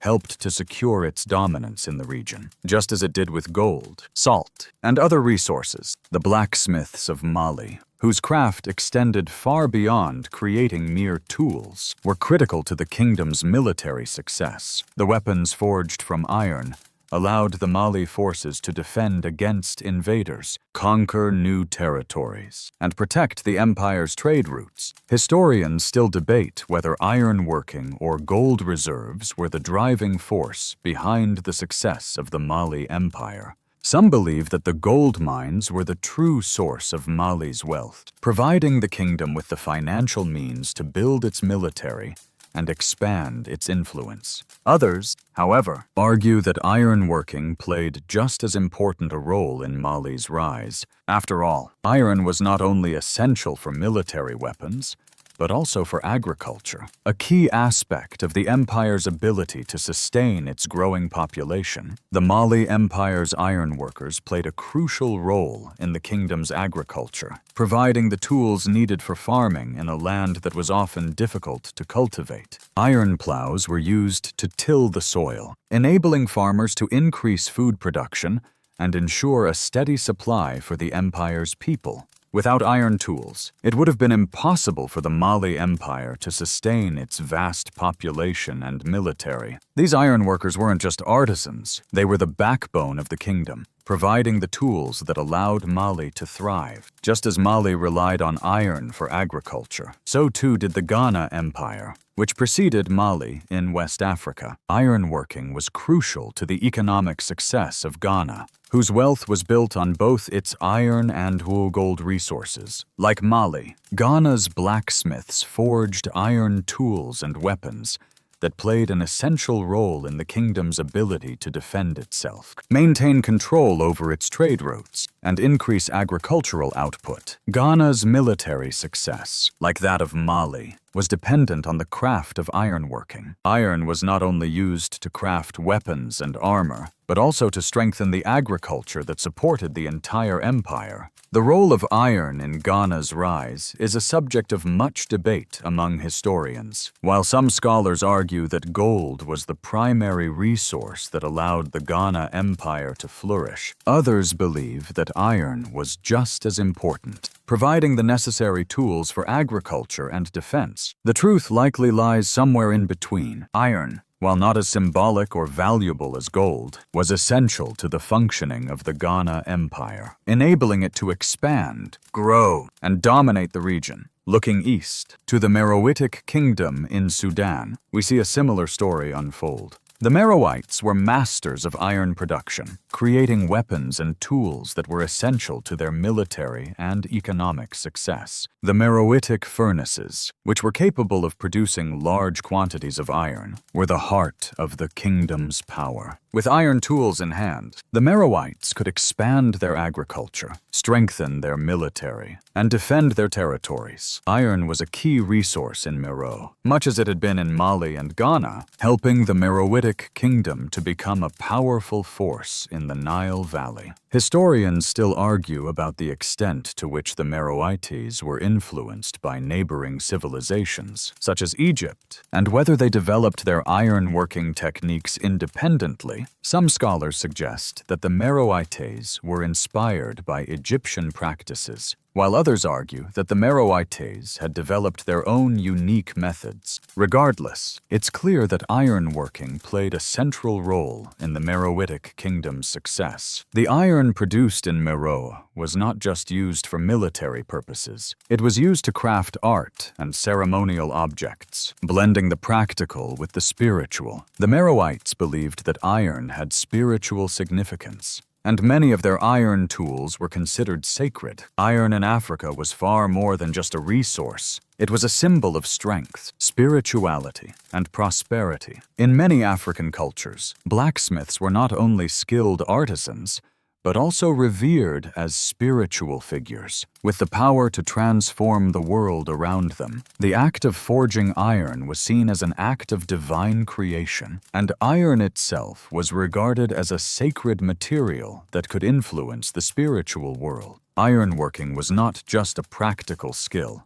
It was an act of shaping destiny. Historians continue to explore the spiritual aspects of ironworking in African cultures. Some argue that the spiritual significance of iron was universal across Africa, while others suggest it was unique to certain regions, such as the Meroitic or West African kingdoms. Either way, it's clear that ironworking in Africa was deeply tied to the spiritual and cultural fabric of society. Iron wasn't just a commodity. It was a force of transformation that helped to create lasting legacies in African history. As we reflect on the rise of Mali, Ghana, and Meroe, it's impossible to ignore the profound impact of ironworking on their success. Iron wasn't just a resource. It was the foundation of Africa's power, a power that extended across the continent, influencing everything from agriculture to military defense to cultural identity. The blacksmiths of Africa weren't just creators of tools. They were creators of the very destinies of the kingdoms they served. As the day winds down and the cool evening air settles over the landscape, you find yourself reflecting on the legacy of ironworking that stretches across Africa. You are standing at the crossroads of ancient kingdoms where the power of iron once ruled, shaping the course of history. From the great Mali Empire to the Meroitic kingdom, iron was not just a resource, it was the backbone of civilization. It gave birth to empires, shaped military forces, and influenced cultural practices. You begin to understand that without the forge fires of Africa's blacksmiths, the great kingdoms of West Africa and North Africa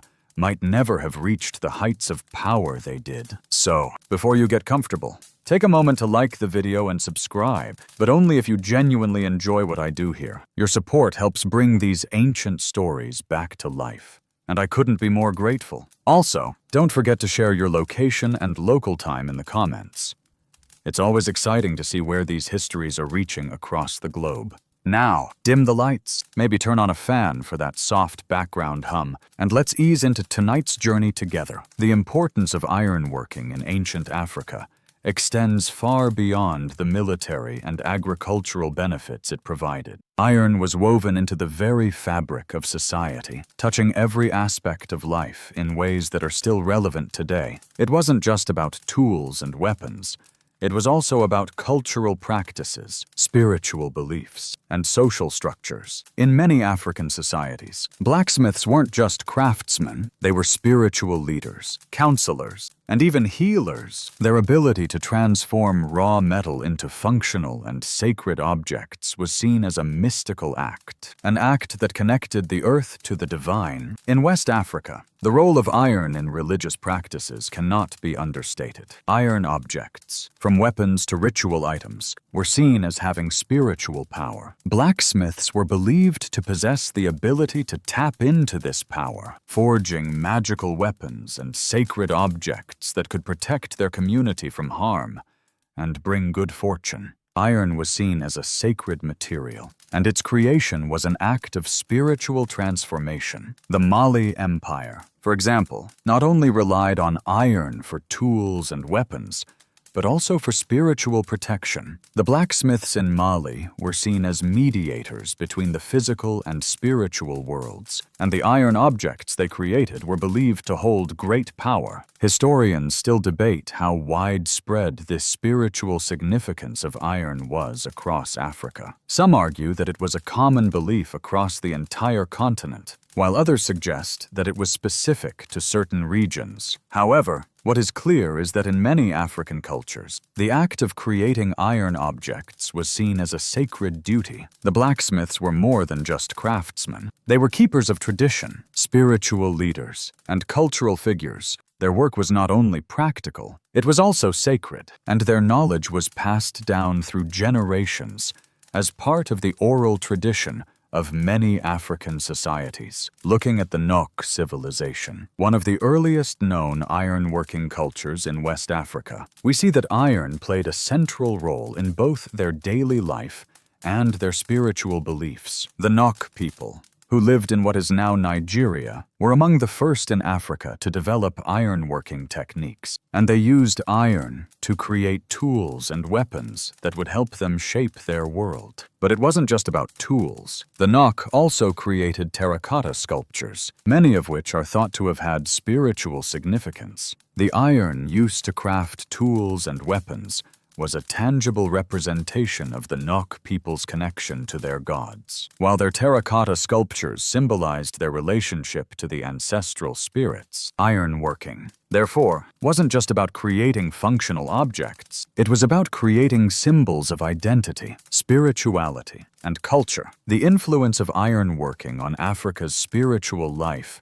is just one example of how this ancient craft shaped the continent in profound ways. In Mali, Meroe, and other African empires, iron didn't just provide the tools for survival, it also played a central role in rituals and ceremonies. The blacksmiths weren't just skilled artisans, they were spiritual guides, helping to shape the world in both the physical and spiritual realms. This intertwining of the practical and the sacred is part of what made iron so important to African cultures. Iron wasn't just a commodity. It was a sacred substance with the power to transform. Historians continue to debate the origins of ironworking in Africa, and whether it was developed independently or influenced by external cultures. Some scholars suggest that Egyptian and Mediterranean ironworking methods influenced early African blacksmiths, while others believe that ironworking in Africa developed independently through the ingenuity of local cultures. Regardless of its origins, it's clear that ironworking was an essential foundation of African civilization, both practically and spiritually. In Meroe, the kingdom that ruled parts of Sudan from 800 BCE to 350 CE, iron became a major economic and military asset. The Meroitic kingdom was renowned for its iron production, and its blacksmiths created both tools and weapons that allowed the kingdom to defend its borders, expand its territories, and trade with other regions. The Meroitic furnaces, capable of producing large quantities of iron, were essential to the kingdom's military strength and economic prosperity. The iron tools produced in Meroe were traded far and wide, creating networks that spanned Africa, the Mediterranean, and beyond. This widespread trade in iron helped establish the kingdom's power and influence in the region. Ironworking wasn't just a military or economic tool.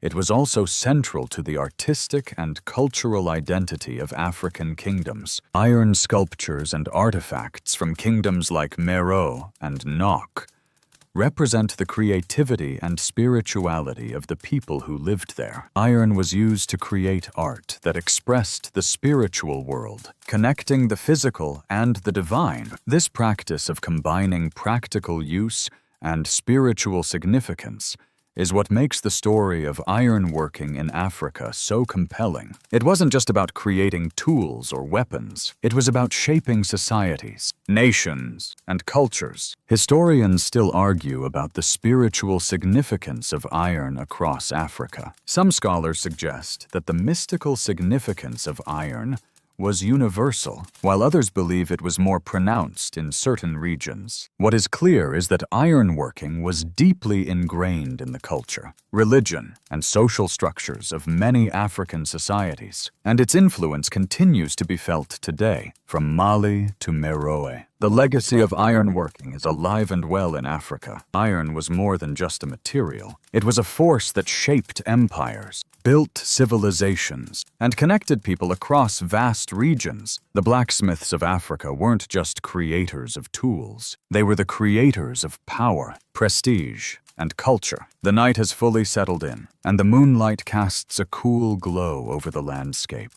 as you reflect on the profound influence iron had on shaping Africa's past. With each blacksmith's hammer strike, these kingdoms were not merely crafting objects, they were crafting their own futures. Iron was the foundation of military strength, economic power, and cultural identity across the African continent. It was the fuel that allowed these great kingdoms to rise, expand, and defend their territories. As you stand here, taking in the enormity of it all, you begin to realize that the ancient African kingdoms were not just fighting for land, they were shaping their civilization with every strike of iron. So, before you get comfortable, take a moment to like the video and subscribe, but only if you genuinely enjoy what I do here. Your support ensures that I can continue sharing these rich, ancient stories, bringing history back to life. Also, don't forget to drop your location and local time in the comments. It's fascinating to see where in the world these stories are being heard. Now, dim the lights, maybe turn on a fan for that soft background hum, and let's ease into tonight's journey together as we continue to explore the role of ironworking in the development of African civilizations.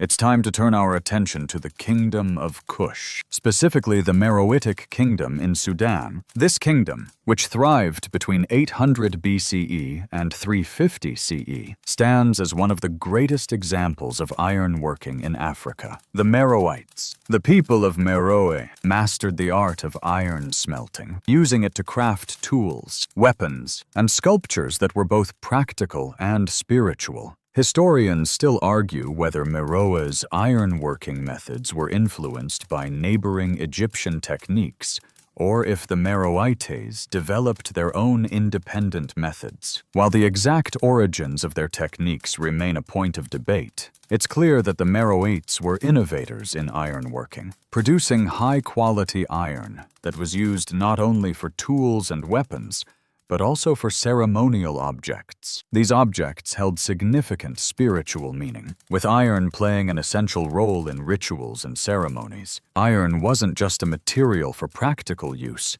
It was deeply entwined with the spiritual life of the people. In the Meroitic Kingdom, blacksmiths were considered spiritual leaders. The very act of forging iron was thought to connect the physical world with the divine. The blacksmiths were believed to possess mystical powers, and the iron objects they created were thought to hold magical significance. This reverence for blacksmithing reflects how deeply ironworking was tied to Meroitic culture and religion. Iron was seen as a sacred material, and its transformation from raw ore to finely crafted objects symbolized spiritual creation. Ironworking was thus not only a craft, it was a ritualistic practice that allowed the Meroites to maintain a direct connection to the divine. Historians still debate whether the Meroites' spiritual connection to iron was unique to their kingdom, or whether it was a common theme across Africa. Some argue that the spiritual significance of iron was most prominent in the Meroitic Kingdom, while others suggest that ironworking in places like Mali and Ghana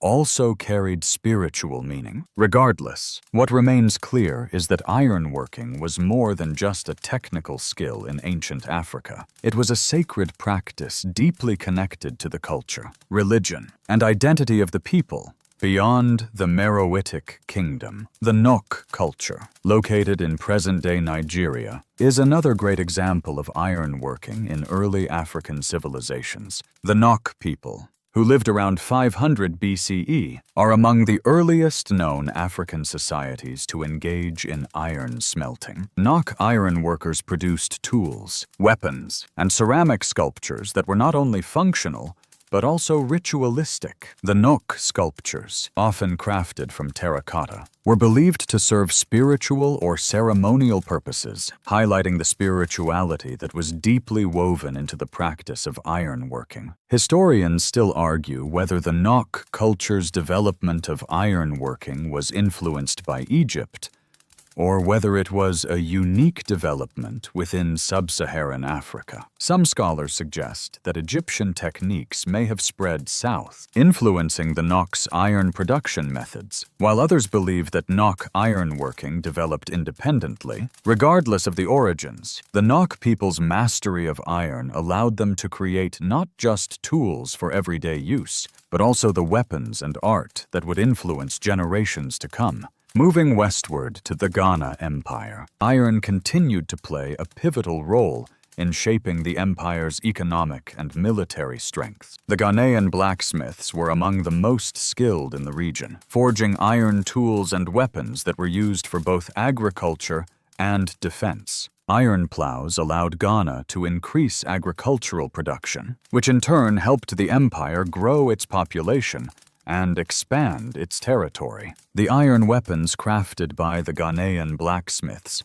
helped protect the empire's trade routes and defend against invading forces. The blacksmiths were highly regarded for their skill and ability to craft weapons and tools that were critical to the empire's survival. Historians still debate the relationship between the Ghana Empire's wealth and its ironworking. Some argue that the gold trade was the primary source of Ghana's wealth, while others suggest that iron was just as important, if not more so. The iron trade was an essential part of the Ghana Empire's economic system, and the ability to produce iron weapons and tools allowed the empire to maintain control over its trade routes and defend against external threats. Through these examples, it becomes clear that ironworking in Africa was not just about producing tools and weapons. It was a deeply spiritual practice that shaped the military, economic, and cultural systems of African civilizations. The blacksmiths were revered as spiritual leaders, and their ability to transform raw iron into functional and sacred objects made them essential to the survival and expansion of African empires. As we conclude this journey through Africa's ironworking legacy, we see that the role of iron was far more than just utilitarian. Iron shaped military strategies, agriculture, trade, and spiritual practices, and its impact is still felt across the continent today. From the ancient Meroites to the mighty Mali Empire, iron was the foundation upon which these kingdoms were built and sustained. The blacksmiths, the creators of iron, were not just artisans, they were the creators of civilization, forging the future with every strike of the hammer. The night deepens as the moonlight bathes the landscape in a soft, silvery glow. The whispers of ancient kingdoms seem to echo in the air, the fires of blacksmiths and the rhythmic pounding of their hammers ringing across time. You can almost feel the heat of the forges, where men and women shaped iron, not just into tools and weapons, but into the very foundations of empire building. The importance of ironworking in Africa is undeniable, but what is truly remarkable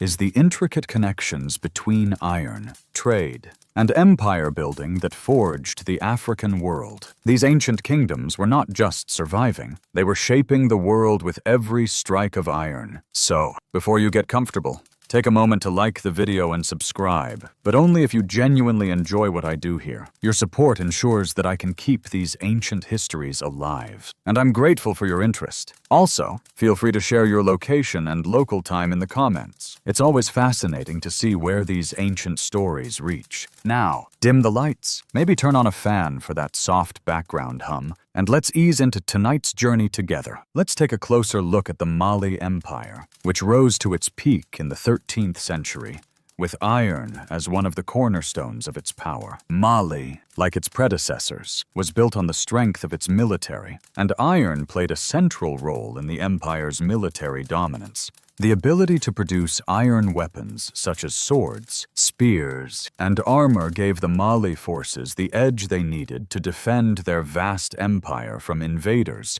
and expand their borders across West Africa. But Mali's reliance on iron was not limited to the military. It extended to the very fabric of the empire's society and economy. Iron tools, for example, helped agriculture thrive, enabling Mali to support a growing population and ensure food security for both civilians and soldiers. Iron plows, once introduced, revolutionized farming by allowing Mali's farmers to cultivate the land more efficiently, which in turn boosted the agricultural output needed to sustain large populations. These iron tools were so crucial to the success of the Mali Empire that they played an integral role in fueling Mali's economic power. Alongside gold, the empire's iron industry provided the tools, weapons, and products that allowed it to build a formidable military and maintain trade routes that connected Mali to the Mediterranean and beyond. Historians still debate whether iron was as important as gold in driving Mali's success.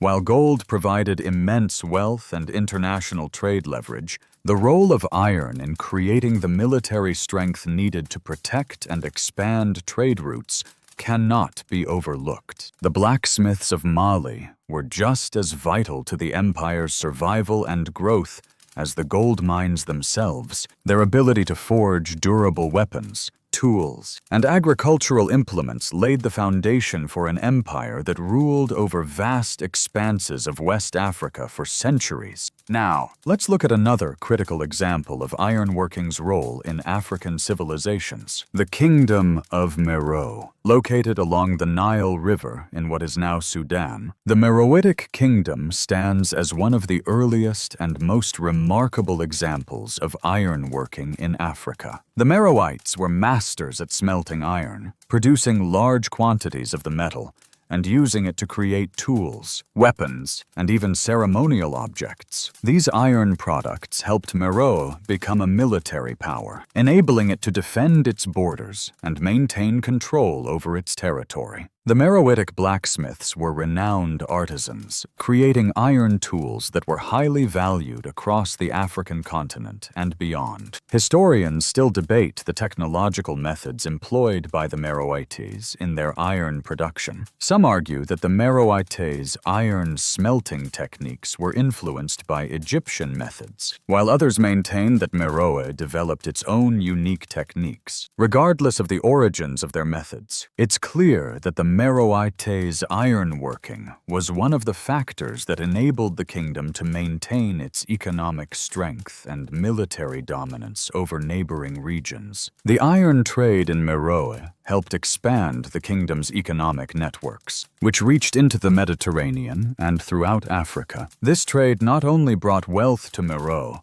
but also facilitated the exchange of ideas, culture, and technological knowledge across the continent. In addition to the military and economic importance of iron, its spiritual significance in African societies cannot be understated. As mentioned previously, blacksmiths were often considered spiritual leaders or intermediaries between the physical and spiritual realms. In many African societies, the act of forging iron was seen as a divine act, one that required great skill and understanding of the material world. Blacksmiths were believed to have a unique connection to the gods, and their tools were thought to possess magical properties. This spiritual significance of iron was not only reflected in the materials that blacksmiths worked with, but also in the tools and weapons they produced. In many African cultures, iron was not just a resource, it was a symbol of power, strength, and spiritual protection. The impact of iron working on African kingdoms is also seen in the economic systems that emerged. As iron was produced and traded, it became an essential commodity in African trade networks. Iron goods were exchanged for gold, salt, ivory, and other valuable resources, creating an intricate network of trade routes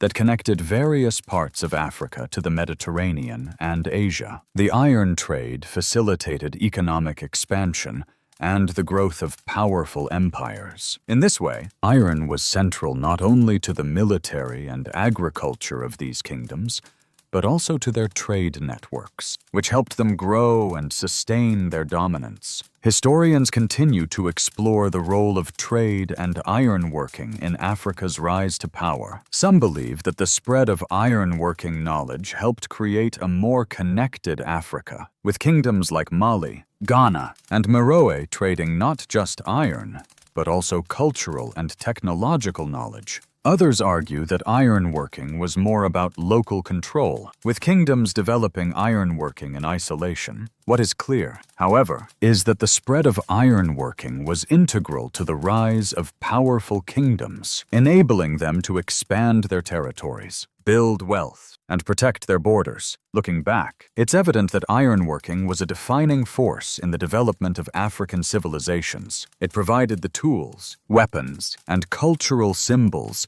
that helped shape the economic, military, and spiritual systems of African empires, from Mali to Meroe. Iron was the foundation of empire building. It gave kingdoms the ability to expand, trade, and defend, ensuring that their legacies would be remembered for generations. In the end, the blacksmiths of Africa were more than just creators of tools. They were shapers of civilizations, using their craft to influence everything from politics to culture. The legacy of their work can still be felt today. As the story of ironworking continues to shape the narrative of Africa's past, present, and future, as the evening shadows grow longer, there is a sense of timelessness to the landscape, as if the echoes of the past still resonate in the air. The blacksmiths of ancient Africa weren't just craftsmen. They were visionaries, shaping the future with each swing of their hammer. The art of ironworking, central to the rise of empires like Mali, Ghana, and Meroe, was not just a technical skill. It was a powerful force that influenced trade, military prowess, and even spiritual beliefs. When you step back and reflect on the broader picture, you realize that iron wasn't just a tool. It was the backbone of African civilizations, shaping every aspect of life, from economics to spirituality. So, before you get comfortable, take a moment to like the video and subscribe, but only if you genuinely enjoy what I do here. Your support helps ensure that I can continue to explore these profound histories with you. Also, feel free to share your location and local time in the comments. It's always fascinating to see how far these stories reach. Now, dim the lights, maybe turn on a fan for that soft background hum, and let's ease into tonight's journey together. Let's take a moment to reflect on the way ironworking influenced the rise of trade networks across Africa. Iron wasn't just an important resource for domestic use. It was a commodity that connected kingdoms, cities, and regions. As iron spread across the continent, it helped build an extensive web of trade routes, linking the northern parts of Africa to the sub-Saharan regions. The Saharan trade routes, critical for the exchange of goods, ideas, and cultures, relied heavily on iron as one of the primary traded materials. The iron trade allowed African kingdoms to develop and prosper, turning them into economic powers that could sustain their empires. Mali, for example, which controlled vast sections of West Africa, was in a prime position to control the trade of iron due to its abundance of iron ore. The Mali Empire was rich not only in gold, but also in iron, which became crucial to its ability to defend its territories and expand its borders. With a steady supply of iron, the Mali army was equipped with swords, spears, and armor that enabled it to protect the empire from invaders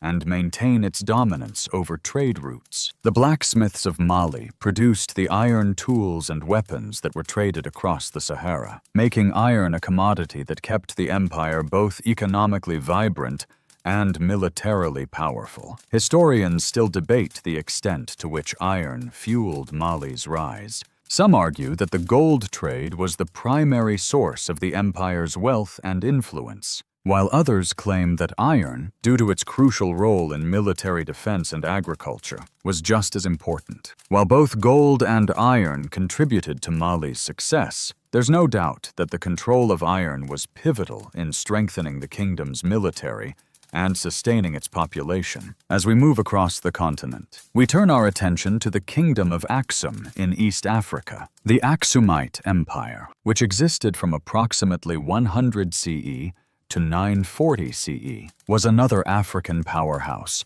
where ironworking was central to its military strength and economic success. The Aksumites used iron to craft weapons for their military, which helped them expand and protect their empire's borders. The blacksmiths of Aksum were instrumental in creating tools for agriculture, which was essential for supporting the kingdom's growing population. Iron, in Aksum, became a foundation for both economic wealth and military power, allowing the kingdom to dominate the Horn of Africa and establish trade routes across the Red Sea to the Mediterranean and Arabian Peninsula. In Aksum, just like in Mali and Ghana, the iron industry wasn't just about practical production.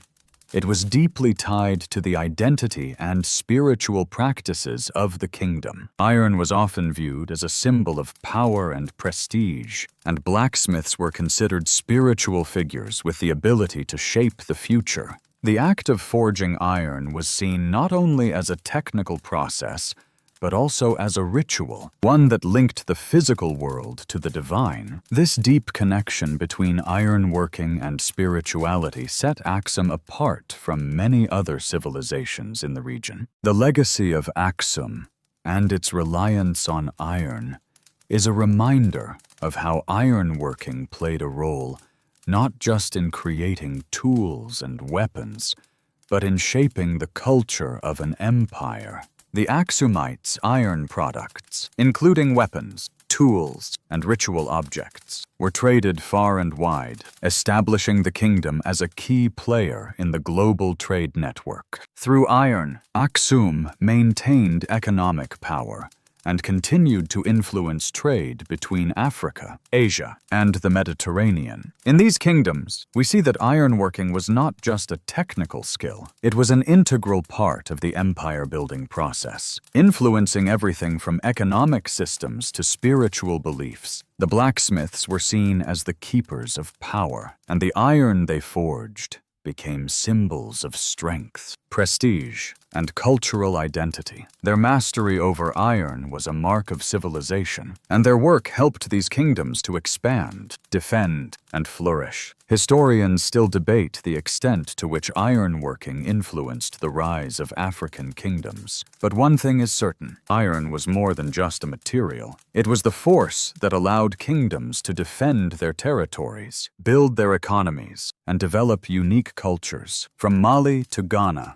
from Aksum to Meroe, ironworking was a powerful tool that helped shape Africa's ancient civilizations. Reflecting on this rich history, you begin to understand that ironworking is not just a technological achievement, but a cultural legacy, a legacy that continues to influence the continent today. The blacksmiths who forged the tools, weapons, and spiritual objects of the ancient world were not just shaping metal, they were shaping the destinies of entire nations. The story of iron is the story of Africa itself, a story of ingenuity, power, and spirituality that continues to resonate through the ages. As the night grows even deeper, with the quiet hum of the world around you, the weight of Africa's past presses in, and you can almost hear the echoes of ancient hammers striking iron. The impact of ironworking on Africa's rise to power and influence continues to unfold before your eyes. From the Mali Empire in the west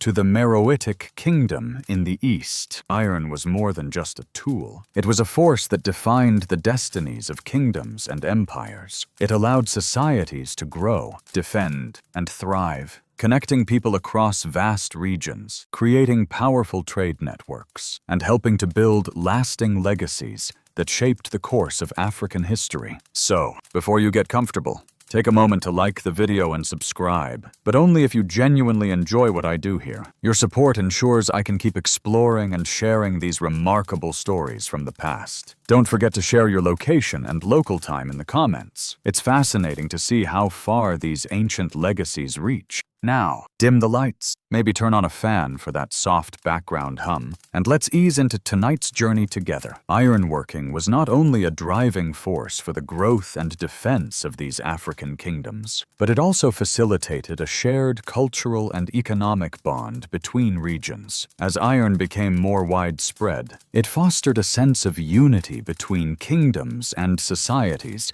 that might have otherwise remained isolated. Trade routes spread across vast stretches of land, connecting the West African empires like Mali and Ghana to the Mediterranean, and even to Asia. Iron goods, including tools, weapons, and ornaments, were exchanged, along with gold, salt, ivory, and other resources. This exchange of goods and technologies helped build powerful trade networks that not only increased wealth, but also promoted cultural exchange. One notable example of this exchange is the trade route running through the Saharan Desert, which connected the gold-producing regions of West Africa to the Mediterranean world. Iron goods became key trade items in these exchanges. Kingdoms like Mali, which had access to significant iron ore deposits, were able to produce iron tools that were both used domestically and traded with neighboring regions. The ability to produce iron weapons was especially significant in maintaining control over these trade routes. The Mali Empire's dominance over its trade routes was directly tied to the resources it controlled, including iron. Historians still debate how the Mali Empire's control over iron and its gold reserves contributed to its success. Some argue that gold was the driving force behind Mali's wealth, especially considering the legendary pilgrimage of Mansa Musa to Mecca, which showcased the empire's vast riches. However, iron, as a material used for weapons, tools, and even art, was just as important. Iron was what allowed Mali to build a powerful military, protect its trade routes, and ensure the empire's economic prosperity. Ironworking became the backbone of both agriculture and military expansion, which helped Mali dominate the West African region for centuries. As we look eastward to the Meroitic Kingdom of Sudan, we see another powerful example of ironworking shaping a kingdom's military strength and economic vitality. The Meroites were skilled iron workers, producing high-quality iron tools, weapons, and ceremonial items. They created iron goods that were traded far and wide, helping the kingdom build wealth and maintain its territorial defense. The Meroites' iron furnaces were capable of producing large quantities of iron, which allowed them to establish a thriving military economy. Historians still argue whether the Meroites developed their ironworking skills independently or if their techniques were influenced by nearby civilizations, such as Egypt. What is clear, however, is that the Meroites were leaders in iron production, and the resources they crafted were integral to the kingdom's success. Whether ironworking was influenced by Egyptian methods or developed independently, the Meroites created a highly skilled workforce that played a vital role in the kingdom's prosperity. Iron was not just a material used for tools and weapons. It was also an essential part of the spiritual life of the people in these civilizations. Blacksmiths were regarded as spiritual leaders, with the ability to communicate with the divine through their craft. Ironworking was not just about transforming raw material into something functional. It was about transforming the world and connecting the earth to the heavens. In many African cultures, blacksmiths were seen as the keepers of tradition, protectors of their people, and intermediaries between the physical and spiritual realms. The importance of iron in spiritual life extended far beyond its practical uses. It was a divine substance that connected the physical world to the supernatural world. Historians still debate whether the spiritual significance of iron was universal across Africa, or whether it was specific to certain regions. Some argue that the divine qualities of ironworking were shared across much of sub-Saharan Africa. while others suggest that it was unique to specific cultures, such as those in West Africa or the Meroitic Kingdom. However, it's clear that ironworking played a significant role in the cultural and spiritual fabric of these African societies. Whether it was the creation of iron tools for everyday use or the forging of sacred objects for ceremonial purposes, iron was a symbol of both power and divinity. Ironworking also contributed to the development of distinct African identities. Each kingdom developed its own techniques for forging iron, and these techniques were passed down from generation to generation. The craft of blacksmithing was often a family tradition, with ironworkers teaching their children the art of smelting, forging, and crafting. This skill not only served a practical purpose, but also became a key element of cultural identity. The way iron was shaped, whether for a sword, a plow, or a sculpture, became an expression of the kingdom's identity and values. The legacy of ironworking continues to influence African societies today. In many regions, the craft of blacksmithing is still practiced, and the techniques developed by ancient ironworkers are honored as part of cultural heritage. From Mali to Meroe, ironworking shaped empires, and its influence still lingers in the stories and art of modern Africa. As we look back on the role of iron in shaping Africa's great kingdoms, we begin to understand the central place it held in the fabric of African civilization. Iron was the foundation of economic prosperity, military power, and spiritual connection, and its impact continues to resonate today, reminding us of the ingenuity, creativity, and resilience of Africa's ancient people. As the night settles into a deeper silence, it's as if the ancient iron-working forges of Africa continue to burn, their fires lighting the path of history. These fires, once the heartbeat of civilization, now seem to echo across time, reminding us of the immense power that came from blacksmiths forging tools, weapons, and cultural artifacts that shaped empires, from the Mali Empire to the Meroitic Kingdom. Ironworking was not just a craft. It was a pillar of power that supported the rise and expansion of these great kingdoms. As the embers of history glow in the distance, you begin to realize that iron was more than just a material. It was the symbol of strength, ingenuity, and resilience that propelled Africa's empires into the annals of world history. So, before you get comfortable, take a moment to like the video and subscribe, but only if you genuinely enjoy what I do here. Your support makes it possible for me to continue exploring and sharing these deep histories. Also, feel free to share your location and local time in the comments. I love seeing how these stories resonate across the globe. Now, dim the lights, maybe turn on a fan for that soft background hum, and let's ease into tonight's journey together. Let's now turn our focus to iron's role in trade networks, which are crucial in understanding how ironworking shaped the growth of African kingdoms. The African continent was not isolated. It was a vast, interconnected network of trade routes, from the Saharan deserts to the coastal regions. Iron, along with other commodities like gold, salt, and ivory, was a trade currency that connected different civilizations. The ability to produce iron and iron tools facilitated interactions between cultures, shaping regional economies and establishing alliances. The Mali Empire, for example, relied heavily on its iron trade, not just to support its agriculture and military, but also to trade with neighboring regions. The Saharan trade routes played a crucial role in linking West Africa to the Mediterranean world and the Middle East. These routes were vital to the exchange of iron and other goods, and iron tools were often traded for valuable items like gold and salt. The Mali Empire, with its access to vast iron ore deposits, was in a position to produce and trade iron goods, which contributed to its economic power. As iron flowed along these trade routes, it facilitated cultural exchange and the spread of new technologies, helping to shape the entire African continent. Historians still debate the exact role of iron in these trade networks. Some argue that gold and salt were the primary drivers of African trade, while others point out that iron, with its widespread use and economic significance, was just as essential in shaping the African trade landscape. The truth is likely somewhere in between. Iron, like gold, was a resource that made trade across Africa not only possible,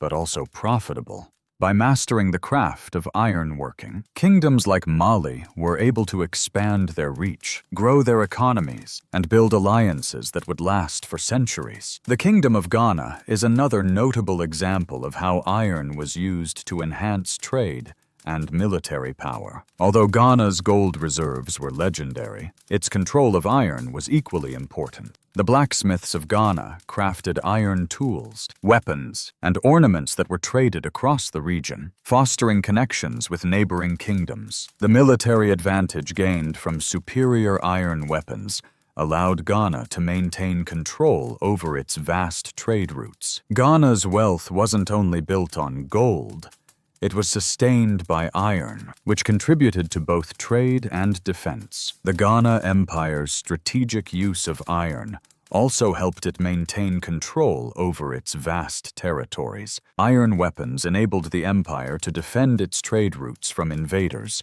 and expand its borders into neighboring regions. The blacksmiths of Ghana were highly skilled and respected, and their iron goods were prized throughout West Africa. As Ghana grew in power, it became an important player in the regional economy, with iron playing a central role in the development of the empire. As we shift our focus to the Meroitic Kingdom, the role of iron in trade and military power becomes even more apparent. Meroe, situated along the Nile, was a kingdom that thrived on its iron production. The Meroitic blacksmiths produced tools, weapons, and ceremonial objects that were traded across Africa and beyond. The Meroites' ability to produce high-quality iron allowed them to establish military dominance and control vast territories. Iron was also used to craft ornate objects that symbolized the kingdom's cultural and spiritual identity, making iron both a practical tool and a symbol of power. Historians still debate the extent to which Meroe's ironworking was influenced by neighboring Egypt, or whether the Meroites developed their own independent methods. Regardless, what is clear is that the Meroites were masters of ironworking, producing goods that were traded across Africa and the Mediterranean. Meroe became a key player in African trade. Thanks to its iron resources, the iron goods produced by the Meroites were in high demand, not only for military use, but also for their artistic and ceremonial value. This trade in iron helped to spread Meroitic culture and solidify the kingdom's place in the economic networks of the ancient world. Beyond military and trade networks, iron played an essential role in the social fabric of these kingdoms. The blacksmiths were not just artisans. They were the spiritual leaders of the community. Ironworking was considered a sacred craft, and the blacksmiths held a special place in African societies, where they were seen as guardians of tradition, mediators between the physical and spiritual worlds, and protectors of the people. This spiritual significance added another layer to the importance of iron. It wasn't just about tools or weapons. It was about identity, culture, and connection to the divine. Historians still argue the extent of spirituality tied to ironworking in different African regions. Was ironworking universally seen as a sacred craft, or did its spiritual significance vary by culture? Regardless, one thing is certain: ironworking in Africa was not merely a technical skill. It was a spiritual practice that helped forge the identity of entire civilizations. From the Mali Empire to Meroe, iron was a material that connected people, kingdoms, and spirits across time and space. As we reflect on the role of iron in shaping Africa's ancient kingdoms, we realize just how central this powerful material was to the development of trade, military, and cultural identity. Iron was the key to empire building in Africa, and its legacy continues to influence the continent today. Whether in the forges of Mali, Ghana, or Meroe, iron has left an indelible mark on Africa's history, shaping the very foundations of its civilizations. As the cool night air settles in around you, there's a quiet hum, almost like a whisper from the past, as the legacy of ironworking in Africa continues to ripple through the ages. Iron Iron, forging civilizations, shaping empires, and defining societies. The images of the blacksmiths, the ones who wielded their hammers in the heart of these ancient kingdoms, come into focus. You see them working under the glow of the forge, crafting weapons, tools, and artifacts that weren't just materials, but the very tools of empire building. Their work wasn't simply about producing things to use, but about creating the very foundations that allowed these empires to rise, flourish, and sustain themselves for centuries. So, before you get comfortable, take a moment to like the video and subscribe, but only if you genuinely enjoy what I do here. Your support makes it all possible, and I'm incredibly grateful for it. Also, don't forget to drop your location and local time in the comments. Seeing where in the world these stories are reaching is always exciting. Now, dim the lights, maybe turn on a fan for that soft background hum, and let's ease into tonight's journey together. As we reflect on the ancient African empires, it's clear that the mastery of ironworking was not just a technical achievement. It was a key part of what made these civilizations thrive. From West Africa to the Nile Valley, iron was the backbone of the military, the economy, and the cultural identity of these powerful kingdoms. Whether it was the Mali Empire using iron to defend its vast territories, the Meroitic Kingdom forging the tools to expand its influence,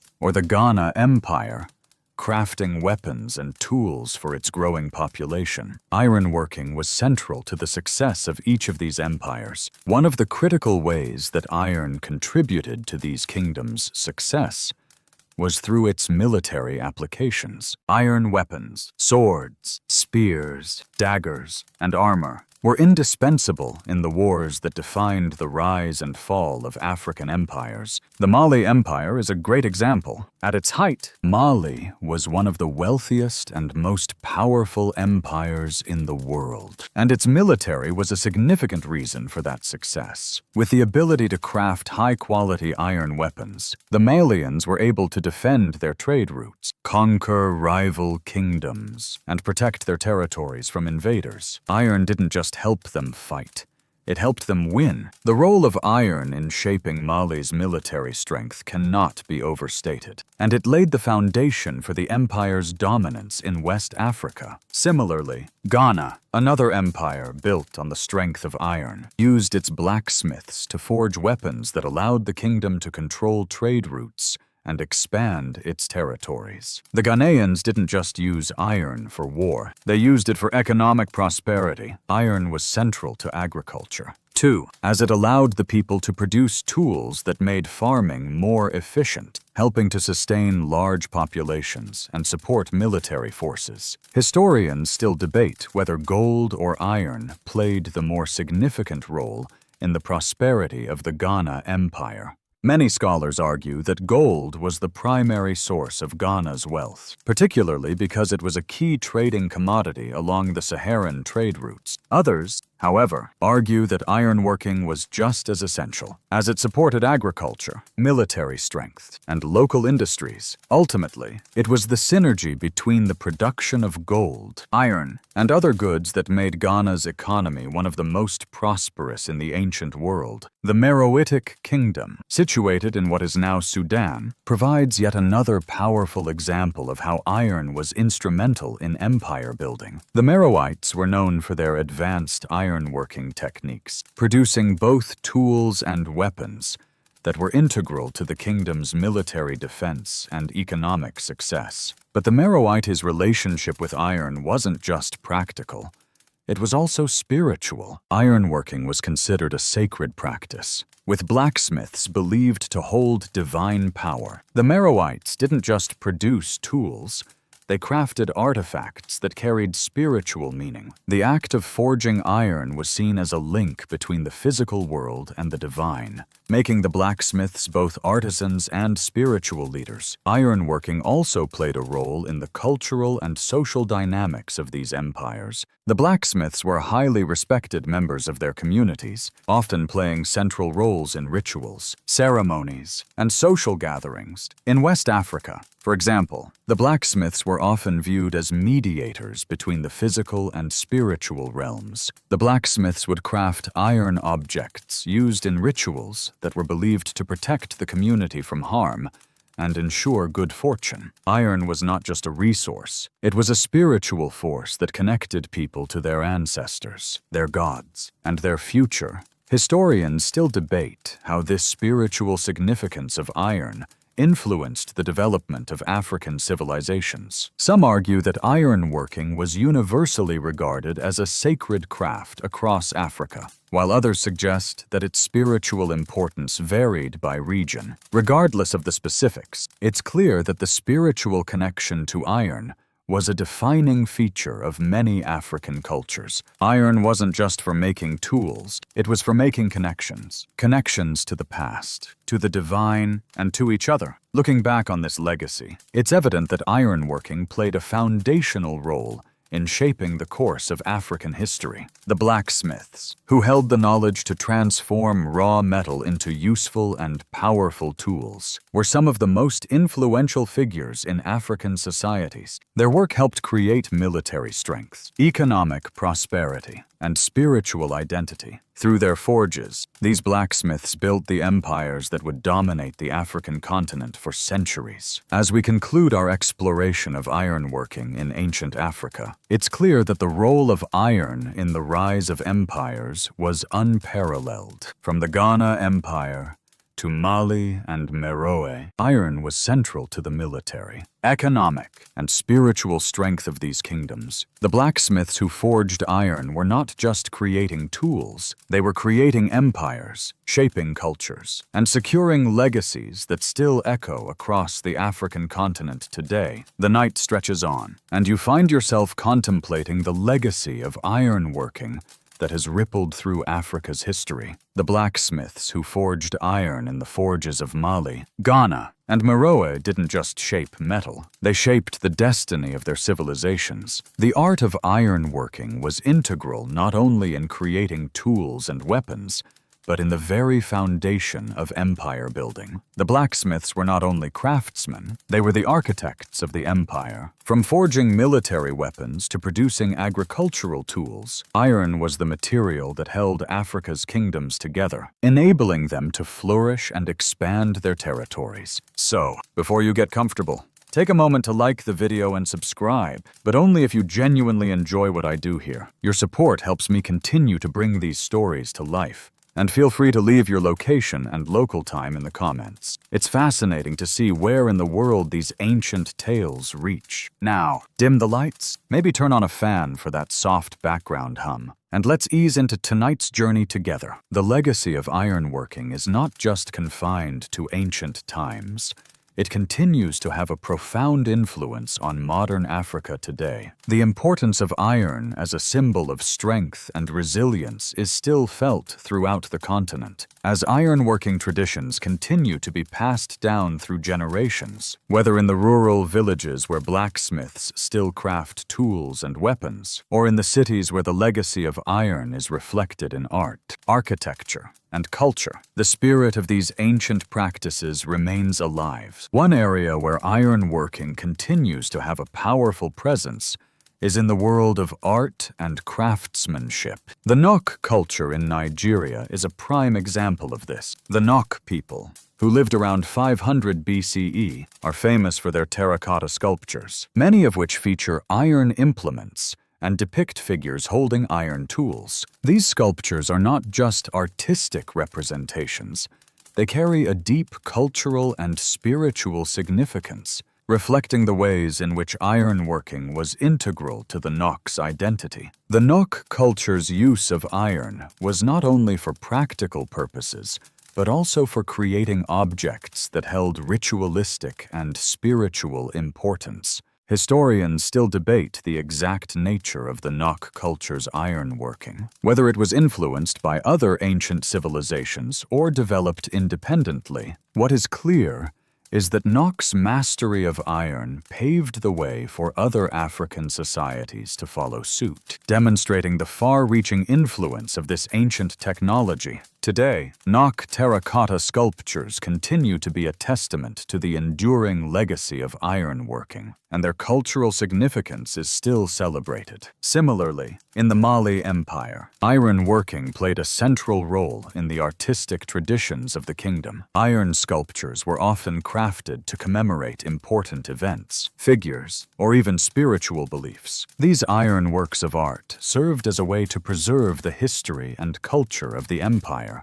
acting as both functional objects and symbols of power. Iron objects were also used in the construction of architectural wonders, such as the famous Great Mosque of Djenné in Mali, where iron tools were crucial in shaping the building's intricate details. In Mali, iron was revered not only as a material, but as a spiritual force. The blacksmiths of Mali, like their counterparts in other African kingdoms, were often considered spiritual leaders who wielded the power of the gods through their craft. Ironworking was a form of spiritual transformation, where the blacksmiths were seen as divine intermediaries, capable of forging not just tools and weapons, but connections between the physical and spiritual worlds. This belief in the spiritual power of iron is a key element in understanding its significance within African societies. Historians still argue whether this spiritual significance of iron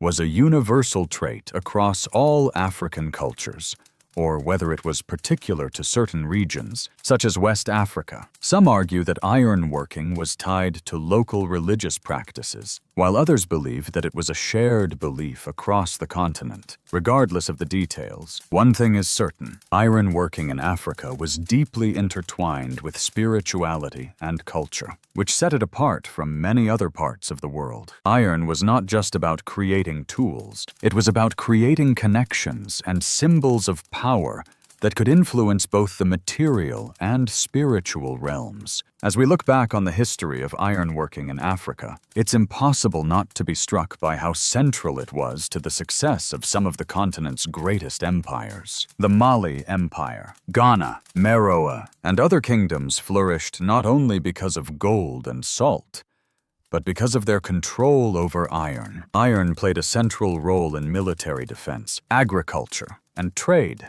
all of which were essential to the growth and prosperity of these empires. The blacksmiths who forged the iron weapons and tools that fueled these empires were some of the most influential figures in their societies, and their craftsmanship laid the foundation for the dominance of African kingdoms for centuries. The legacy of ironworking is not just a thing of the past, it continues to resonate today. From the craftsmanship of modern-day blacksmiths in West Africa to the artistic traditions in Mali and Niger, the spirit of the ancient ironworkers remains alive. Ironworking is not just about shaping metal. It's about shaping identities, cultures, and legacies that continue to influence the African continent. The blacksmiths of Africa were more than just skilled laborers. They were the guardians of culture, the makers of empires, and the shapers of history. In the end, the story of ironworking in Africa is a story of resilience, creativity, and innovation. It is a reminder that the legacy of these ancient blacksmiths is still alive today, woven into the fabric of African societies. Iron was not just a resource, it was a force that helped shape the destinies of Africa's greatest kingdoms, and its impact continues to shape the continent's future. As the quiet of the night surrounds you, you realize that the story of ironworking is not just about a material, it's about empowerment. Iron has always symbolized the strength of Africa's civilizations. The deep, ancient forges that once glowed with heat are still alive in the heritage of the blacksmiths, who held the keys to progress and transformation. Their craft helped shape not only tools, weapons, and artifacts, but also the very fabric of society and the political dominance of some of the greatest kingdoms in the African history. From the Nok culture to the Mali Empire, ironworking was an enduring force of change. So, before you get comfortable, Take a moment to like the video and subscribe, but only if you genuinely enjoy what I do here. Your support helps bring these ancient tales back to life. Don't forget to leave your location and local time in the comments. I always love to see where in the world these stories reach. Now, dim the lights, maybe turn on a fan for that soft background hum, and let's ease into tonight's journey together, reflecting on the journey of iron through African history. It's impossible to ignore how much the craft of ironworking defined the military and economic power of kingdoms such as Mali, Ghana, and Meroe. The importance of iron cannot be understated, especially when we look at how it shaped the defensive capabilities and cultural identity of these civilizations. Blacksmiths did more than just create the tools needed for survival. They were the builders of empires, the ones who equipped the warriors of ancient Africa with the strength to fight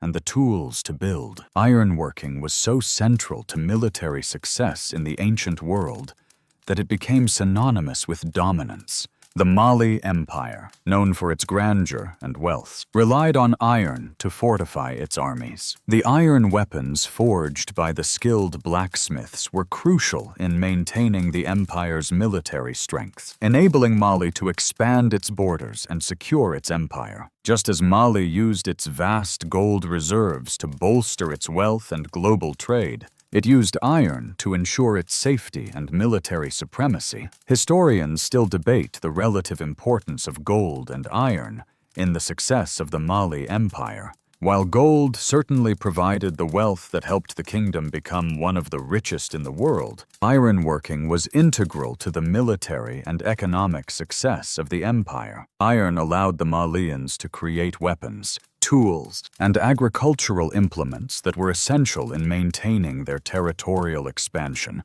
and ensuring that the empire remained strong for centuries. The same can be said for the Ghana Empire, which thrived before Mali and had a similarly strategic reliance on iron. As Ghana grew in power, the demand for iron tools and weapons increased. Iron was used to build the military infrastructure that allowed Ghana to control key trade routes in West Africa. The blacksmiths of Ghana forged iron goods that were traded across vast regions, cementing the kingdom's role in regional trade and politics. Ironworking was a symbol of power and a tool for prosperity. Ghana, too, was built on the wealth of gold and the strategic advantages provided by its control over iron. When we look at the Meroitic Kingdom, which rose along the banks of the Nile in modern-day Sudan, ironworking becomes an even more integral part of the story. The Meroites were known for their exceptional ability to craft iron tools, weapons, and ceremonial objects. The abundance of iron ore in the region gave the Meroitic Kingdom an economic advantage that few other civilizations could match. Their iron furnaces produced large quantities of iron, which fueled both their agriculture and military power. Iron wasn't just used for practical tools, it had spiritual significance. Just like their counterparts in West Africa, the Meroites viewed ironworking as a divine craft. The blacksmiths, as the creators of iron, were believed to have a special connection to the divine. Their ability to forge iron wasn't just about making weapons or tools.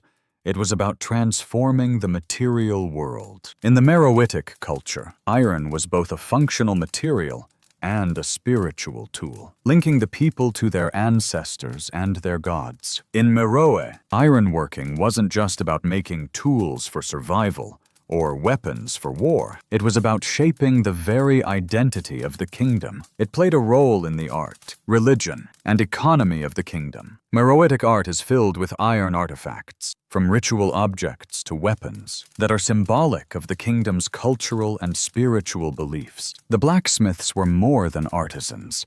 They were cultural architects who helped define the kingdom's values and spiritual life. Historians still debate the degree to which Meroitic ironworking influenced the broader African world. Some scholars argue that Egyptian and Nubian influences shaped Meroitic iron production, while others believe that the Meroites developed their own unique ironworking techniques. Regardless of the origins, what is clear is that ironworking was central to the kingdom's success.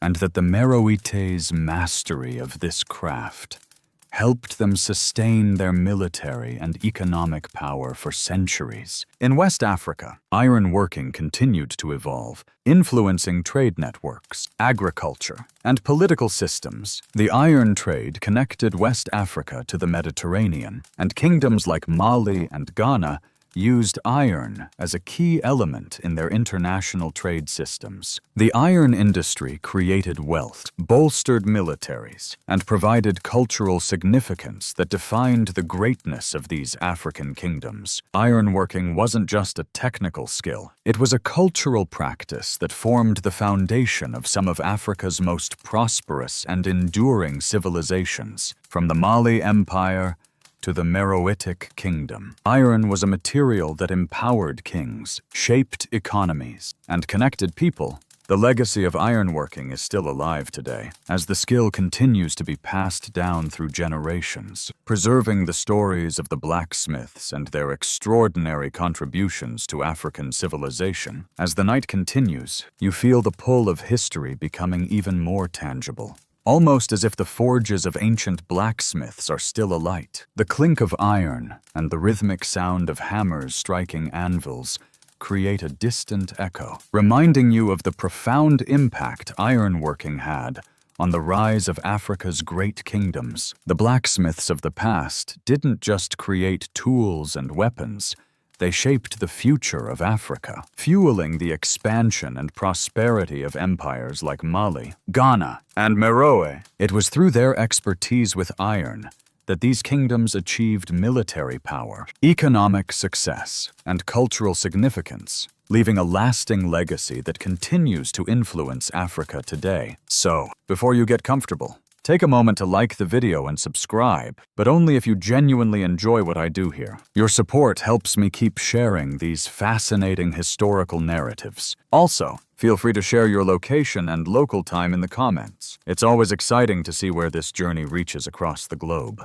Now, dim the lights, maybe turn on a fan for that soft background hum, and let's ease into tonight's journey together. Iron's role in shaping Africa's history extends beyond the obvious practical uses. While military and agriculture were the most visible benefits, iron also played a foundational role in building trade networks and cultural identity. Trade routes crisscrossed Africa, connecting kingdoms that relied on iron not only for survival, but for economic exchange. Ironworking became a central part of trade economies, where kingdoms like Mali used their iron resources to expand their trade dominance, not just regionally, but across vast territories. The Saharan trade routes were a critical link, and iron goods, tools, weapons, and even jewelry were traded across vast distances, allowing for cultural exchange and prosperity. These routes connected West Africa to the Mediterranean, creating a melting pot of ideas, technologies, and goods. Iron was often used as currency and traded alongside gold, salt, and ivory, making it one of the key commodities in African trade networks. Mali's dominance of these trade routes was bolstered by its iron industry, which allowed the empire to produce both weapons and tools that fueled its military expansion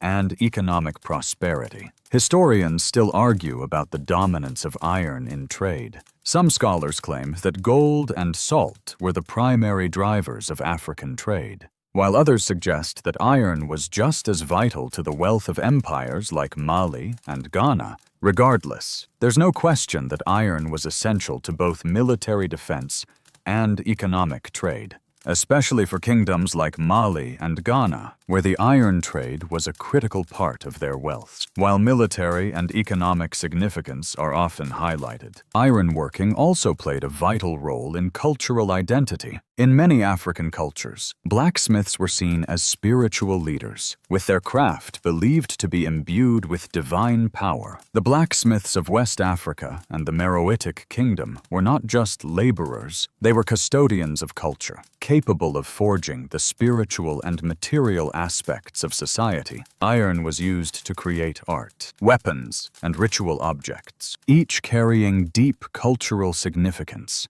The Meroitic Kingdom, located along the Nile, provides an excellent example of how ironworking was not just a practical skill, but also a cultural and spiritual force. The Meroites, like their counterparts in West Africa, viewed iron as a material of great sacred significance. The blacksmiths of Meroe were not only skilled artisans, but also spiritual guides, believed to have the ability to channel the power of the gods through their craft. Iron tools, weapons, and artifacts were seen as objects of power, imbued with both practical utility and spiritual meaning. The Meroites' mastery of ironworking allowed them to create both military tools and artistic works that symbolized their identity. The kingdom's iron furnaces produced large quantities of iron, which were used to forge weapons, tools, and even ceremonial items. These iron goods were not only vital for warfare and agriculture, but were also an expression of the kingdom's cultural values. Iron, for the Meroites, was more than just a commodity. It was a symbol of their power, spirituality, and legacy. Historians still debate the relationship between ironworking and the spiritual beliefs of the Meroites. Some argue that their spiritual connection to iron was part of a larger African tradition of associating iron with divine forces, while others suggest that the Meroites' belief system was unique. What is undeniable, however, is that ironworking played a central role in the kingdom's cultural and spiritual life, allowing the Meroites to create a distinct identity that has influenced cultures for centuries. Similarly, in West Africa, the blacksmiths who crafted iron weapons and tools were also seen as spiritual figures, connecting the material world to the spiritual realm. The blacksmiths of the Mali Empire and Ghana Empire were considered not only skilled craftsmen, but also mediators between the physical and spiritual worlds. This connection between ironworking and spirituality was central to the role of blacksmiths in these societies. They were responsible for forging not only weapons and tools, but also ritual objects used in ceremonies and sacrifices, further deepening the connection between ironworking and the spiritual fabric of African life. As we look back at the role of iron in the rise of African kingdoms, it's clear that ironworking wasn't just about shaping metal. It was about shaping identity, culture, and history. The blacksmiths who forged iron tools, weapons, and ceremonial objects weren't just creating physical items. They were creating symbols of power, wealth, and spiritual protection that allowed African kingdoms to thrive and flourish. Iron was central to the military strength, agricultural productivity, and cultural identity of some of the world's greatest civilizations. Historians still debate the extent to which ironworking influenced the rise of African kingdoms. But what is clear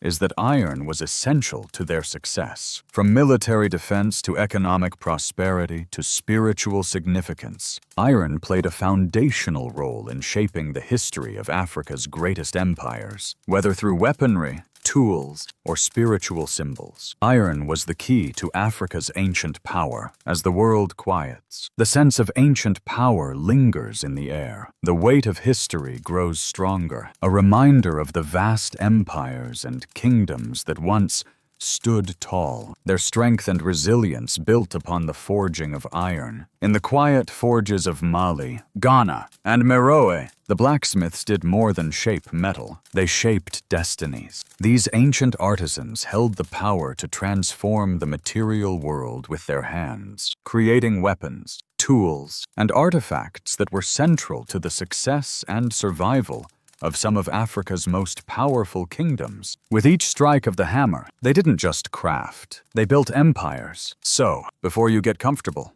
take a moment to like the video and subscribe, but only if you genuinely enjoy what I do here. Your support helps keep these stories alive. bringing the rich histories of the past into the present. Also, don't forget to share your location and local time in the comments. It's fascinating to see where in the world these stories resonate. Now, dim the lights, maybe turn on a fan for that soft background hum, and let's ease into tonight's journey together. As we continue to explore the legacy of ironworking in Africa, it's important to understand the unique ways iron shaped both economies and militaries. The Mali Empire, with its rich resources and strong military, depended heavily on iron for its defense and expansion. Iron weapons, like swords and spears, were not just for battle, they were symbols of the empire's strength and a tool that ensured Mali's military superiority over rival states. The blacksmiths of Mali weren't just creating tools of war, they were forging the empire's future,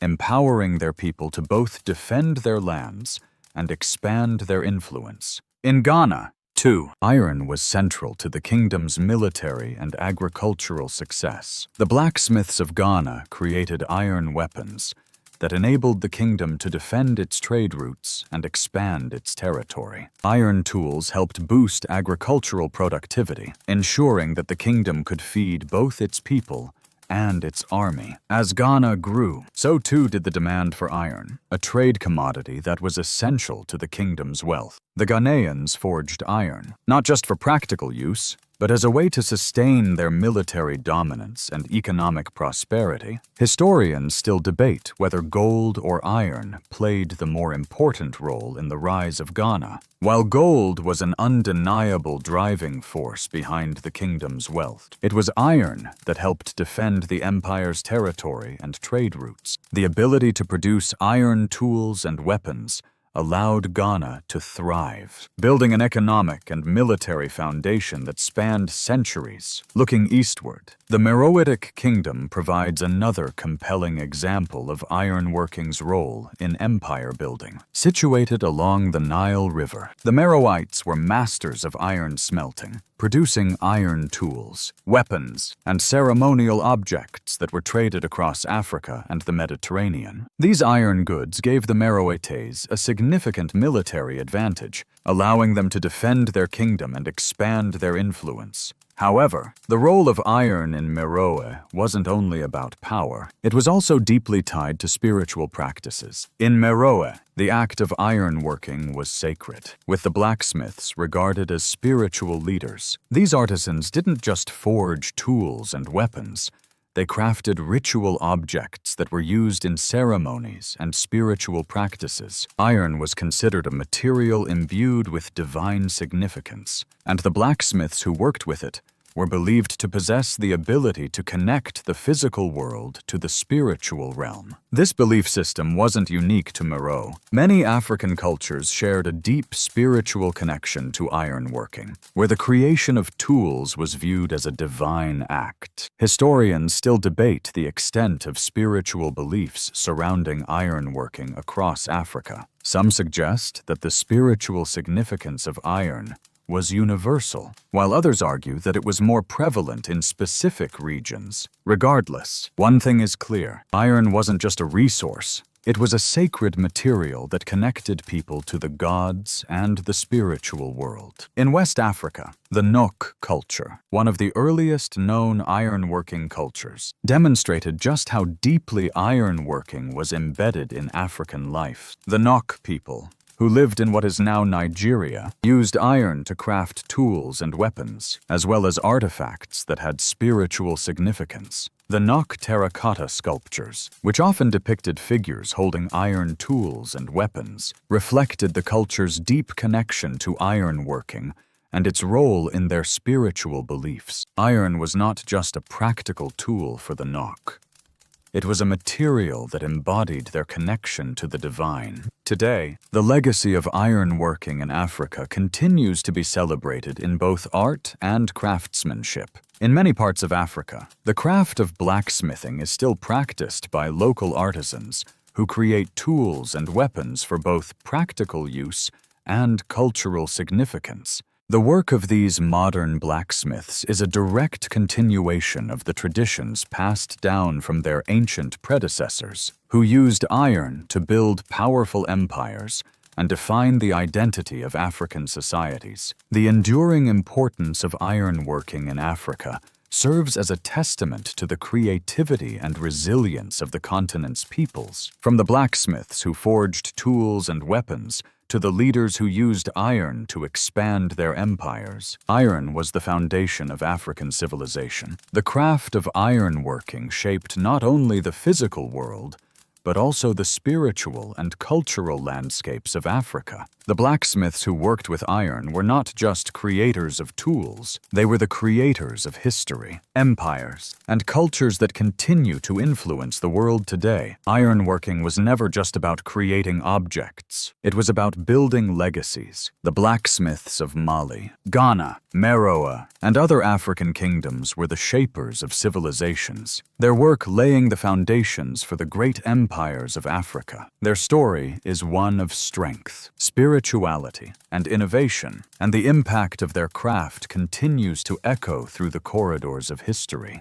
As the night's quiet deepens, the ancient rhythms of the forge continue to echo in your thoughts. You can almost feel the heat of the furnaces, where blacksmiths worked their magic, turning raw materials into the tools of empire. The legacy of ironworking in Africa is not just a story of economic and military might. It's a story of identity, culture, and spirituality. The blacksmiths, revered as guardians of tradition and spiritual leaders, were the architects of civilizations. Every piece of iron they shaped, from tools to weapons, contributed to the growth and sustainability of the mighty African empires that once dominated the continent. So, before you get comfortable, take a moment to like the video and subscribe, but only if you genuinely enjoy what I do here. Your support is what keeps this series going and helps bring the rich histories of the past to life. Also, share your location and time in the comments. It's always fascinating to see where in the world these ancient stories resonate. Now, dim the lights, maybe turn on a fan for that soft background hum,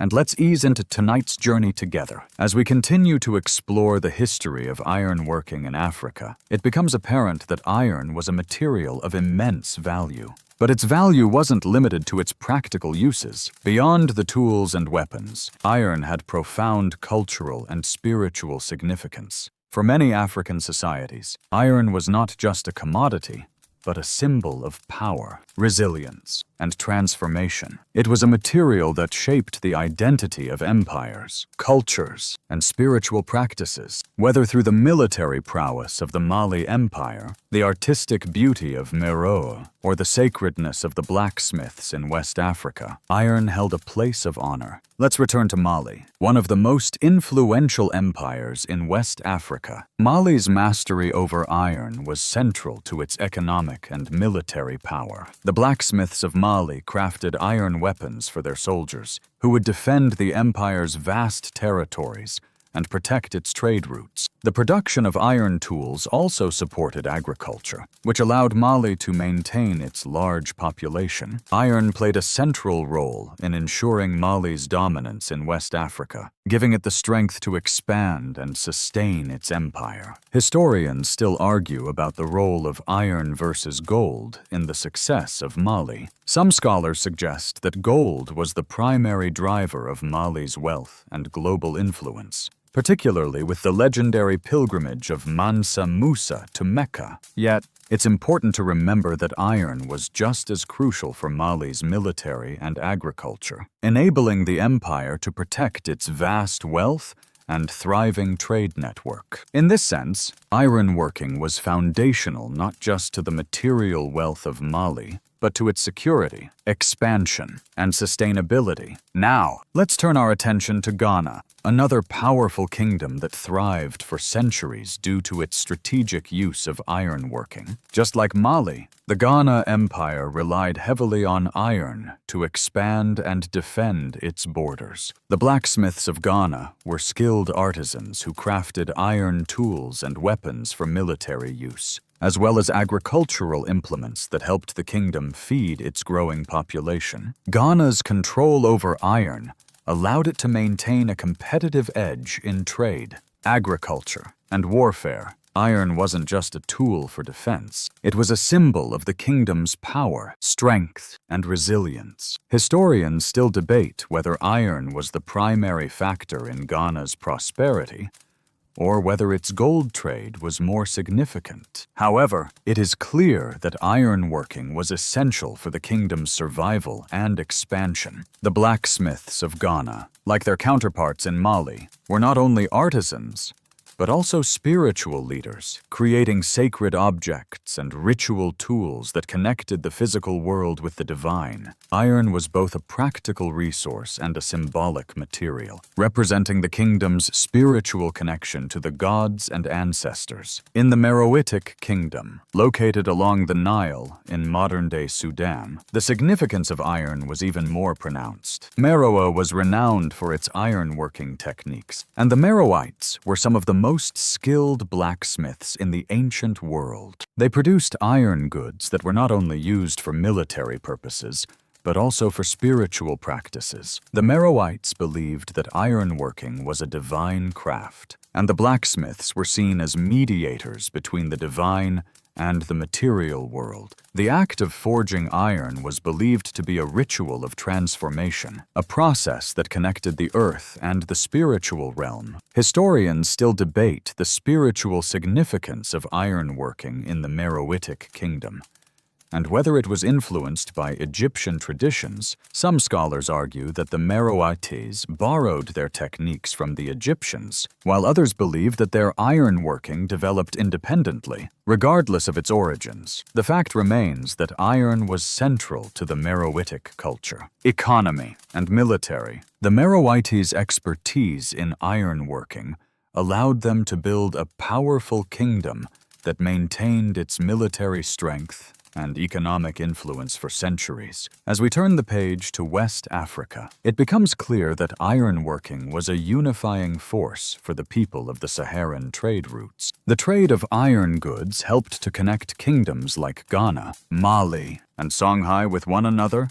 and with North Africa. The iron trade facilitated not only the exchange of goods, but also the sharing of cultural practices and technological knowledge. Ironworking became a bridge between diverse peoples, linking societies across vast distances and fostering a sense of shared identity. Historians still argue about the extent to which ironworking influenced the trade networks of West Africa. Was it iron that allowed Mali and Ghana to build their powerful trade routes? Or was it the abundance of gold and salt that made these empires wealthy? The answer is likely both. Iron was the foundation upon which Mali and Ghana built their economic dominance, while gold and salt fueled the wealth that allowed these empires to thrive. Ultimately, ironworking was central to the success of Africa's greatest kingdoms, shaping everything from economies to cultural identities to spiritual beliefs. It was a force that empowered kingdoms to defend their territories, expand their reach, and build legacies that have endured for centuries. The blacksmiths, who forged these empires from the iron they worked, were not just creators of tools, they were creators of history itself. As the night moves deeper into its quiet embrace, the blacksmiths of ancient Africa remain the silent but ever-present forces of civilization. The rhythmic pounding of their hammers, now a memory, still shapes the story of the great kingdoms they helped build. In their forges, they didn't just craft objects, they crafted futures, empire building, and power. Ironworking became the foundation of African kingdoms, a material that transcended tools and weapons to become the very symbol of strength, resilience, and identity. In this quiet, dimmed world, we come to realize that the blacksmiths were not just artisans, they were the true architects of empire. So, before you get comfortable, take a moment to like the video and subscribe, but only if you genuinely enjoy what I do here. Your support is what drives me to keep exploring these deep and often overlooked parts of history. Also, Feel free to share your location and time in the comments. It's always fascinating to see how far these ancient stories travel. Now, dim the lights, maybe turn on a fan for that soft background hum, and let's ease into tonight's journey together. The influence of ironworking on the rise and success of African civilizations cannot be overstated. Iron shaped the course of history in Mali, Ghana, Meroe, and beyond, not just as a resource, but as a cultural force. Let's pause and think about what iron did for these ancient kingdoms. It fortified their armies, boosted their agriculture, and shaped their trade networks. But more than that, iron gave these civilizations an identity, a symbol of their strength, their innovation, and their resilience. In Mali, iron was at the heart of the military's ability to defend its territories and expand its borders. The Malian blacksmiths forged iron weapons, spears, swords, shields, and armor that were vital to the kingdom's military superiority. These weapons didn't just ensure Mali's dominance in West Africa, they became symbols of power. Ironworking was essential to maintaining Mali's trade routes and protecting its wealth. Blacksmiths in Mali didn't just create objects. They created the tools of empire, ensuring the kingdom's prosperity and survival for generations. Historians still argue about the importance of gold versus iron in the growth of Mali, and rightly so. While gold certainly contributed to the wealth of the empire, iron was just as vital in maintaining that wealth. Iron weapons, tools, and trade goods helped Mali expand its borders and defend its wealth, making iron just as valuable as gold in securing the empire's place in the history of West Africa. Similarly, Ghana, one of the most influential empires before Mali, depended on ironworking for both military and economic dominance. Iron tools made agriculture more efficient, helping to feed the growing population of the empire, while iron weapons enabled the Ghanaians to defend their borders and protect trade routes. Ghana's military strength, powered by iron, ensured that it was able to maintain its dominance over surrounding regions and protect its gold and salt trade. Historians still debate whether iron was the main factor behind Ghana's prosperity, or whether gold was the true source of wealth. But it's clear that the iron trade was a significant part of Ghana's success. The blacksmiths in Ghana weren't just creating weapons and tools, they were contributing to the kingdom's military might and its economic power. Without the ironworkers, the Ghana Empire wouldn't have been able to maintain its place in history as one of West Africa's most influential powers. As we shift eastward to the Meroitic Kingdom along the Nile, the story of iron takes on a more spiritual and cultural significance.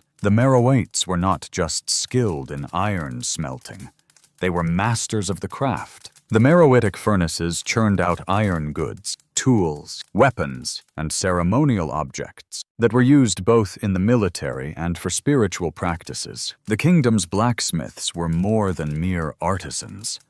They were regarded as spiritual leaders, capable of transforming raw iron into sacred objects. Historians still debate the spiritual significance of iron in the Meroitic Kingdom. Some scholars argue that it was a cultural influence from Egypt that shaped the Meroites' relationship with iron, while others believe that the Meroites had developed their own unique methods and spiritual practices surrounding iron. Regardless of its origins, what is clear is that ironworking was central to the Meroites' military power, economic success, and spiritual life. Blacksmiths were seen as divine intermediaries, shaping the spiritual world through their work. In addition to military and economic power, the artistic significance of ironworking cannot be ignored. The Meroitic Kingdom's iron artifacts were often intricate works of art, with weapons and tools bearing symbolic significance. Iron sculptures and objects were not just functional. They were representations of the kingdom's identity and spirituality. The Meroites' mastery of iron wasn't just for warfare, it was for creating a lasting cultural legacy that would be remembered long after the kingdom's fall. Looking at the Nok culture in West Africa, we see a similar spiritual connection to ironworking. The Nok people, who lived in modern-day Nigeria, used iron not only for practical tools, but for ritual and art. The famous Nok terracotta sculptures, which often depict figures holding iron tools or weapons, illustrate the deep connection between ironworking and the spiritual beliefs of the Nok culture. Iron was not just used for survival, it was a means of connecting with the divine. Historians still debate whether the Nok culture developed its ironworking techniques independently or whether it was influenced by Egyptian or Mediterranean ironworking. Some scholars suggest that Nok ironworking was influenced by the spread of Egyptian techniques, while others believe it was developed uniquely by the Nok. Regardless of its origins, Nok's mastery of iron laid the groundwork for future African kingdoms, and their legacy of ironworking lives on today. As we wrap up our exploration of ironworking's role in shaping Africa's great empire, we begin to see how central iron was to the success of these kingdoms. From Mali to Ghana to Meroe, ironworking was the driving force behind the military strength, economic power, and cultural identity of Africa's most influential empires. The blacksmiths, with their hammers and anvils, weren't just creating tools and weapons, they were creating the tools of empire. The legacy of ironworking lives on in Africa today, both in the craftsmanship of modern blacksmiths and in the art and history of ancient kingdoms. Iron remains a powerful symbol of strength, resilience, and cultural identity, a legacy that stretches across time and continues to shape Africa's future. As the night draws deeper, the world around you seems to fade, and the stories of ancient iron workers and their creations come to the forefront of your mind. The blacksmiths of ancient Africa, with their unyielding hammer strikes and mastery over iron, played a crucial role in building the foundations of civilization across the continent. Whether in the expansive empires of the Mali Empire, the Meroitic Kingdom, or the trade kingdoms of West Africa, iron was more than a material. It was the bloodline of these empires, shaping their military, economy, and cultural identity for centuries. So, before you get comfortable, take a moment to like the video and subscribe, but only if you genuinely enjoy what I do here. Your support ensures I can continue sharing these deep dives into Africa's rich histories. And don't forget to share your location and local time in the comments. It's always fascinating to see where these stories resonate worldwide. Now, dim the lights, maybe turn on a fan for that soft background hum, and let's ease into tonight's journey together. Throughout Africa's history, iron was far more than just a material. It was a transformative force that allowed civilizations to flourish and expand. From military strength to economic prosperity, iron became the foundation of Africa's great kingdoms. In the Mali Empire, iron working was directly tied to the success of the empire's military, with the blacksmiths crafting weapons and armor that were crucial for defense and expansion. Similarly, in Ghana, iron tools and weapons helped the kingdom not only protect its trade routes, but also cultivate land and support its growing population. This intimate connection between ironworking and empire building is what made iron so invaluable to these ancient cultures. Mali's relationship with iron is a prime example of this connection. The empire's military strength relied heavily on iron weapons, swords, spears, and shields crafted by the kingdom's blacksmiths. These weapons weren't just tools for war.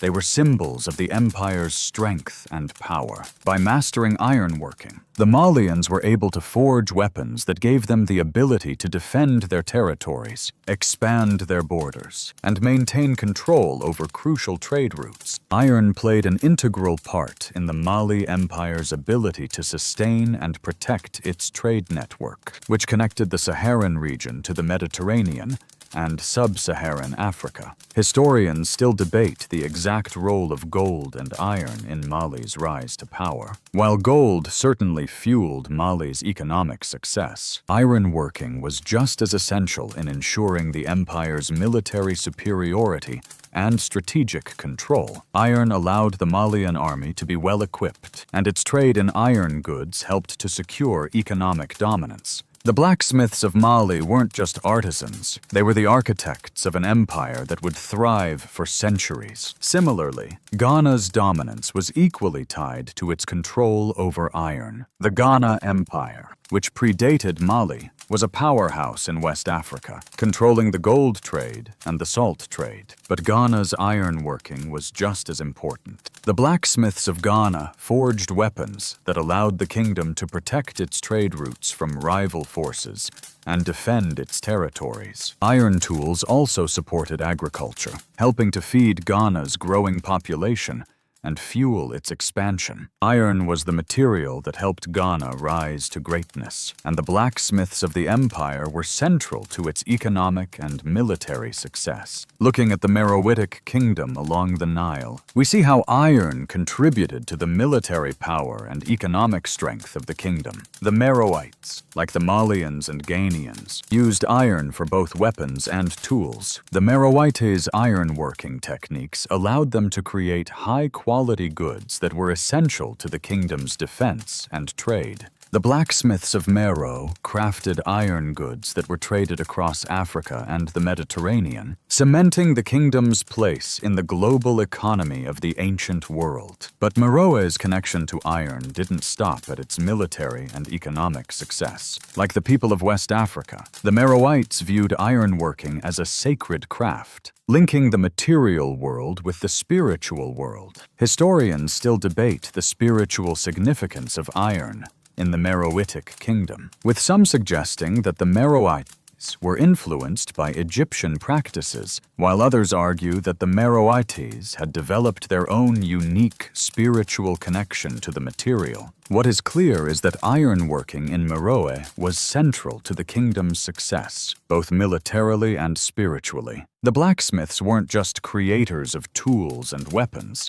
They were also spiritual leaders, guiding the kingdom through their craft. The Nok culture of Nigeria is another key example of how ironworking contributed to the development of ancient African civilizations. The Nok people, who lived around 500 BCE, are among the first known African societies to master iron smelting. Their iron tools and weapons were central to their society, and they are also known for their terracotta sculptures, which often depict figures holding iron tools or weapons. The Nok used iron not only for practical purposes, but also in their art, ceremonies, and rituals. Ironworking was central to Nok culture, symbolizing their technological mastery and connection to the divine. Historians still argue the origins of ironworking in Africa. Some believe it developed independently in regions like West Africa and Nubia, while others suggest that Egyptian influences may have played a role. However, regardless of its origins, ironworking quickly spread across the continent, becoming an essential part of African life. The blacksmiths who mastered the craft were some of the most influential figures in their societies, and their work laid the foundation for the empire building that would follow. As we reflect on the role of iron in Africa's ancient kingdoms, we begin to understand just how essential it was to the success of these civilizations. Iron was the material that helped Africa's great empires rise, defend their territories, and maintain their economic power. The blacksmiths, with their hammer strikes and forge fires, were the true architects of these empires, and their work continues to resonate through the ages. The world around you feels quieter now, but the echoes of Africa's past ironworkers continue to resonate, linking the ancient to the present. As you reflect on the role of ironworking in the creation of powerful African kingdoms, it becomes clear that iron was more than a tool. It was a force that shaped the physical and spiritual landscapes of Africa. The blacksmiths, with their mastery over metal, were not just crafting weapons and tools. They were shaping empires, cultures, and identities that would last for centuries. So, before you get comfortable, take a moment to like the video and subscribe, but only if you genuinely enjoy what I do here. Your support helps keep these stories alive, and I'm deeply grateful for it. Don't forget to drop your location and local time in the comments. It's always fascinating to see how far these ancient histories reach. Now, dim the lights, maybe turn on a fan for that soft background hum, and let's ease into tonight's journey together. The ancient African kingdoms that mastered ironworking were able to create great empires that shaped the continent's history. The Mali Empire, for example, became one of the wealthiest and most powerful states in West Africa, and its military success was largely due to its mastery of ironworking. Blacksmiths in Mali forged weapons and armor that were crucial in defending the empire's vast territory. These iron weapons allowed the Malians to expand their borders and protect their wealth, particularly the precious gold and salt trade routes. Iron, thus, played a dual role in ensuring the empire's economic prosperity and military dominance. Historians still argue about whether gold or iron was more important to the Mali Empire. Some scholars believe that the gold trade was the main source of Mali's wealth, while others argue that ironworking was just as critical, if not more so. The truth is that both iron and gold were central to the empire's success, and it was their interplay that allowed the empire to thrive. Iron provided the tools for military defense, agriculture, and trade, while gold provided the wealth that fueled international trade and cultural exchange. Together, they created a formidable and sustainable empire. Similarly, in the Ghana Empire, iron was a central resource that allowed the kingdom to build a strong military and thriving economy. The blacksmiths of Ghana crafted iron weapons that protected the kingdom's trade routes and ensured its territorial integrity. Additionally, iron tools helped increase agricultural productivity, enabling Ghana to support its growing population. As ironworking became more advanced, Ghana's wealth and power grew, making it one of the most prosperous kingdoms in West Africa. Iron, for Ghana, was the material that allowed it to expand, defend, and prosper. While the importance of gold in Ghana's rise is well documented, it's clear that iron played a crucial role in maintaining the kingdom's dominance. The Ghanaians did not just rely on gold to fuel their military and economy.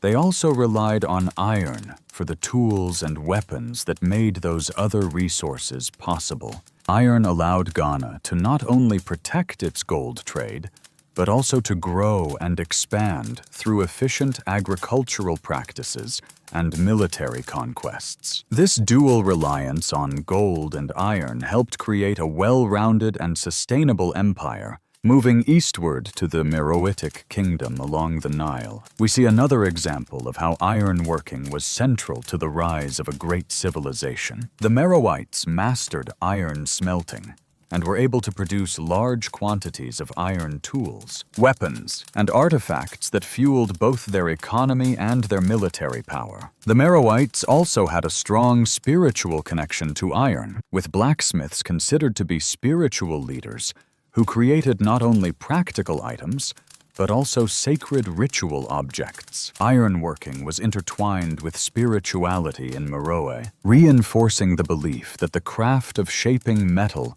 was a divine act that connected the people with their ancestors and gods. The Meroites' mastery of iron was essential for the kingdom's economic prosperity. Iron tools helped the Meroites cultivate agricultural land, while iron weapons allowed them to defend their territories and expand their influence. This ability to forge strong, durable iron goods made the Meroites an economically powerful civilization that was able to thrive for centuries. Even in a region where other kingdoms struggled, historians still debate the origins of the Meroites' ironworking techniques, with some suggesting that they were influenced by the Egyptians or other ancient cultures in the Mediterranean. However, what is undeniable is that the Meroites were pioneers in ironworking, and their expertise in smelting and forging iron gave them a significant advantage in both military strength and trade.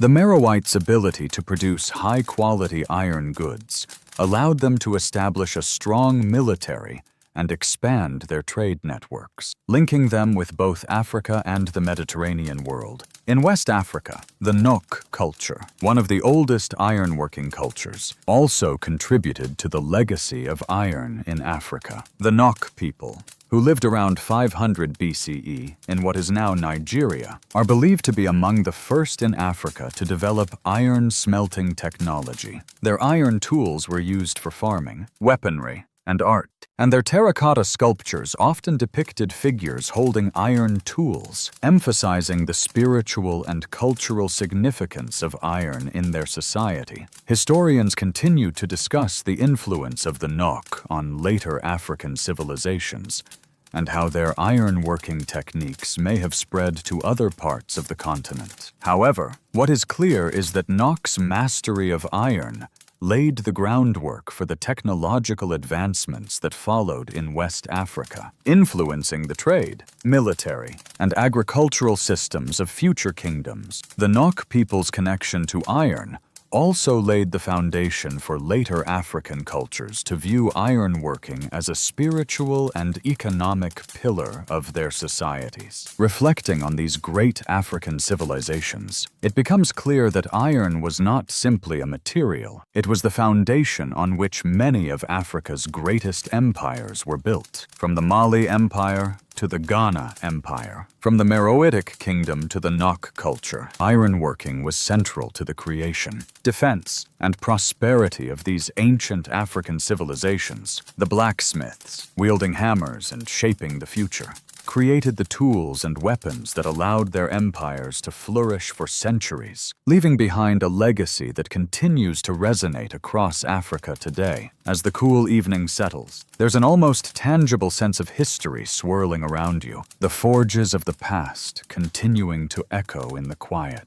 The blacksmiths, hammering away on the anvils of history, were not just creating tools, but building empires. Iron, more than just a physical resource, was the key to shaping some of Africa's most powerful civilizations. From Mali to Ghana, from Meroe to the Nok people, ironworking wasn't just a craft. It was a symbol of strength, a driver of prosperity, and a spiritual bond that connected the physical and divine realms. So, before you get comfortable, take a moment to like the video and subscribe, but only if you genuinely enjoy what I do here. Your support helps keep these rich, ancient stories alive for future generations. Feel free to share your location and local time in the comments. It's always fascinating to see how far these histories stretch around the globe. Now, dim the lights, maybe turn on a fan for that soft background hum, and let's ease into tonight's journey together. We've explored the military, economic, and spiritual significance of ironworking in Africa's ancient kingdoms. We've seen how Mali,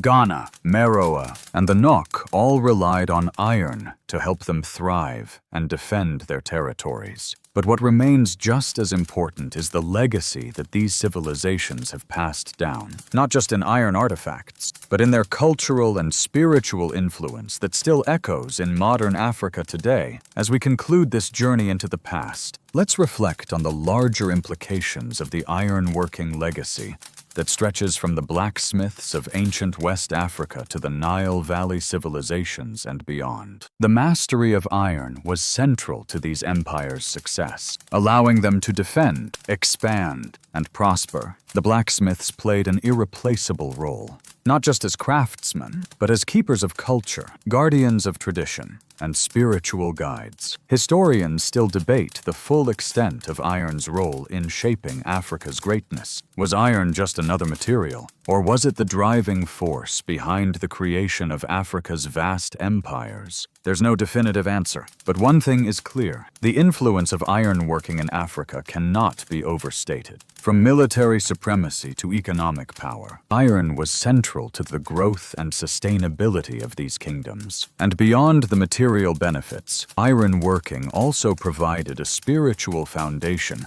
that helped bind societies together and instilled a sense of identity that lasted for generations. In Mali, Ghana, and Meroe, The blacksmiths didn't just craft tools for war and work. They created symbols of power and connection to the divine. The blacksmiths were revered as spiritual leaders, whose creations held sacred power. From tools used in everyday life to artifacts meant for ceremonial purposes, this spiritual and practical connection to iron was woven deeply into the fabric of these empires, making ironworking central not just to their military dominance, but to their identity and legacy. It's hard not to feel a sense of awe when you think about the craftsmanship that went into each sword, each plow, each shield, and each ritual object created by these blacksmiths. Their work was the bedrock of empire building, allowing African kingdoms to flourish and expand across centuries. And while the empires they helped build may no longer stand in the same way, their legacy, carved in iron and culture, continues to live on in the hearts of modern Africa. In many parts of the continent today, blacksmithing remains a vital tradition, one that honors the craftsmanship and spiritual practices passed down from these ancient civilizations. Whether in rural villages or modern cities, the art of ironworking is still practiced, with blacksmiths continuing to shape metal into tools and objects that carry the weight of history with them. The legacy of ironworking in Africa has not just shaped the past, it continues to shape the future. Looking back, we see the blacksmiths as more than artisans. They were creators of empire. Their craft gave birth to powerful kingdoms and trade networks, fortified armies, and helped shape Africa's cultural identity. Ironworking was not just about creating physical objects. It was about building legacies, creating symbols of power, and connecting the material world to the spiritual realm. The blacksmiths were the true architects of African civilization, and their work remains a testament to the strength, resilience, and creativity that defined Africa's greatest kingdoms. As we conclude, let us remember the blacksmiths, who, through their hammering and forging, not only shaped metal, but also the futures of entire civilizations. Their legacy of craftsmanship, power, and spiritual significance has left an indelible mark on Africa's history, and their influence continues to resonate today. Ironworking was more than just a skill. It was the foundation of empire building, and it remains at the heart of Africa's story, a story of strength, identity, and empowerment.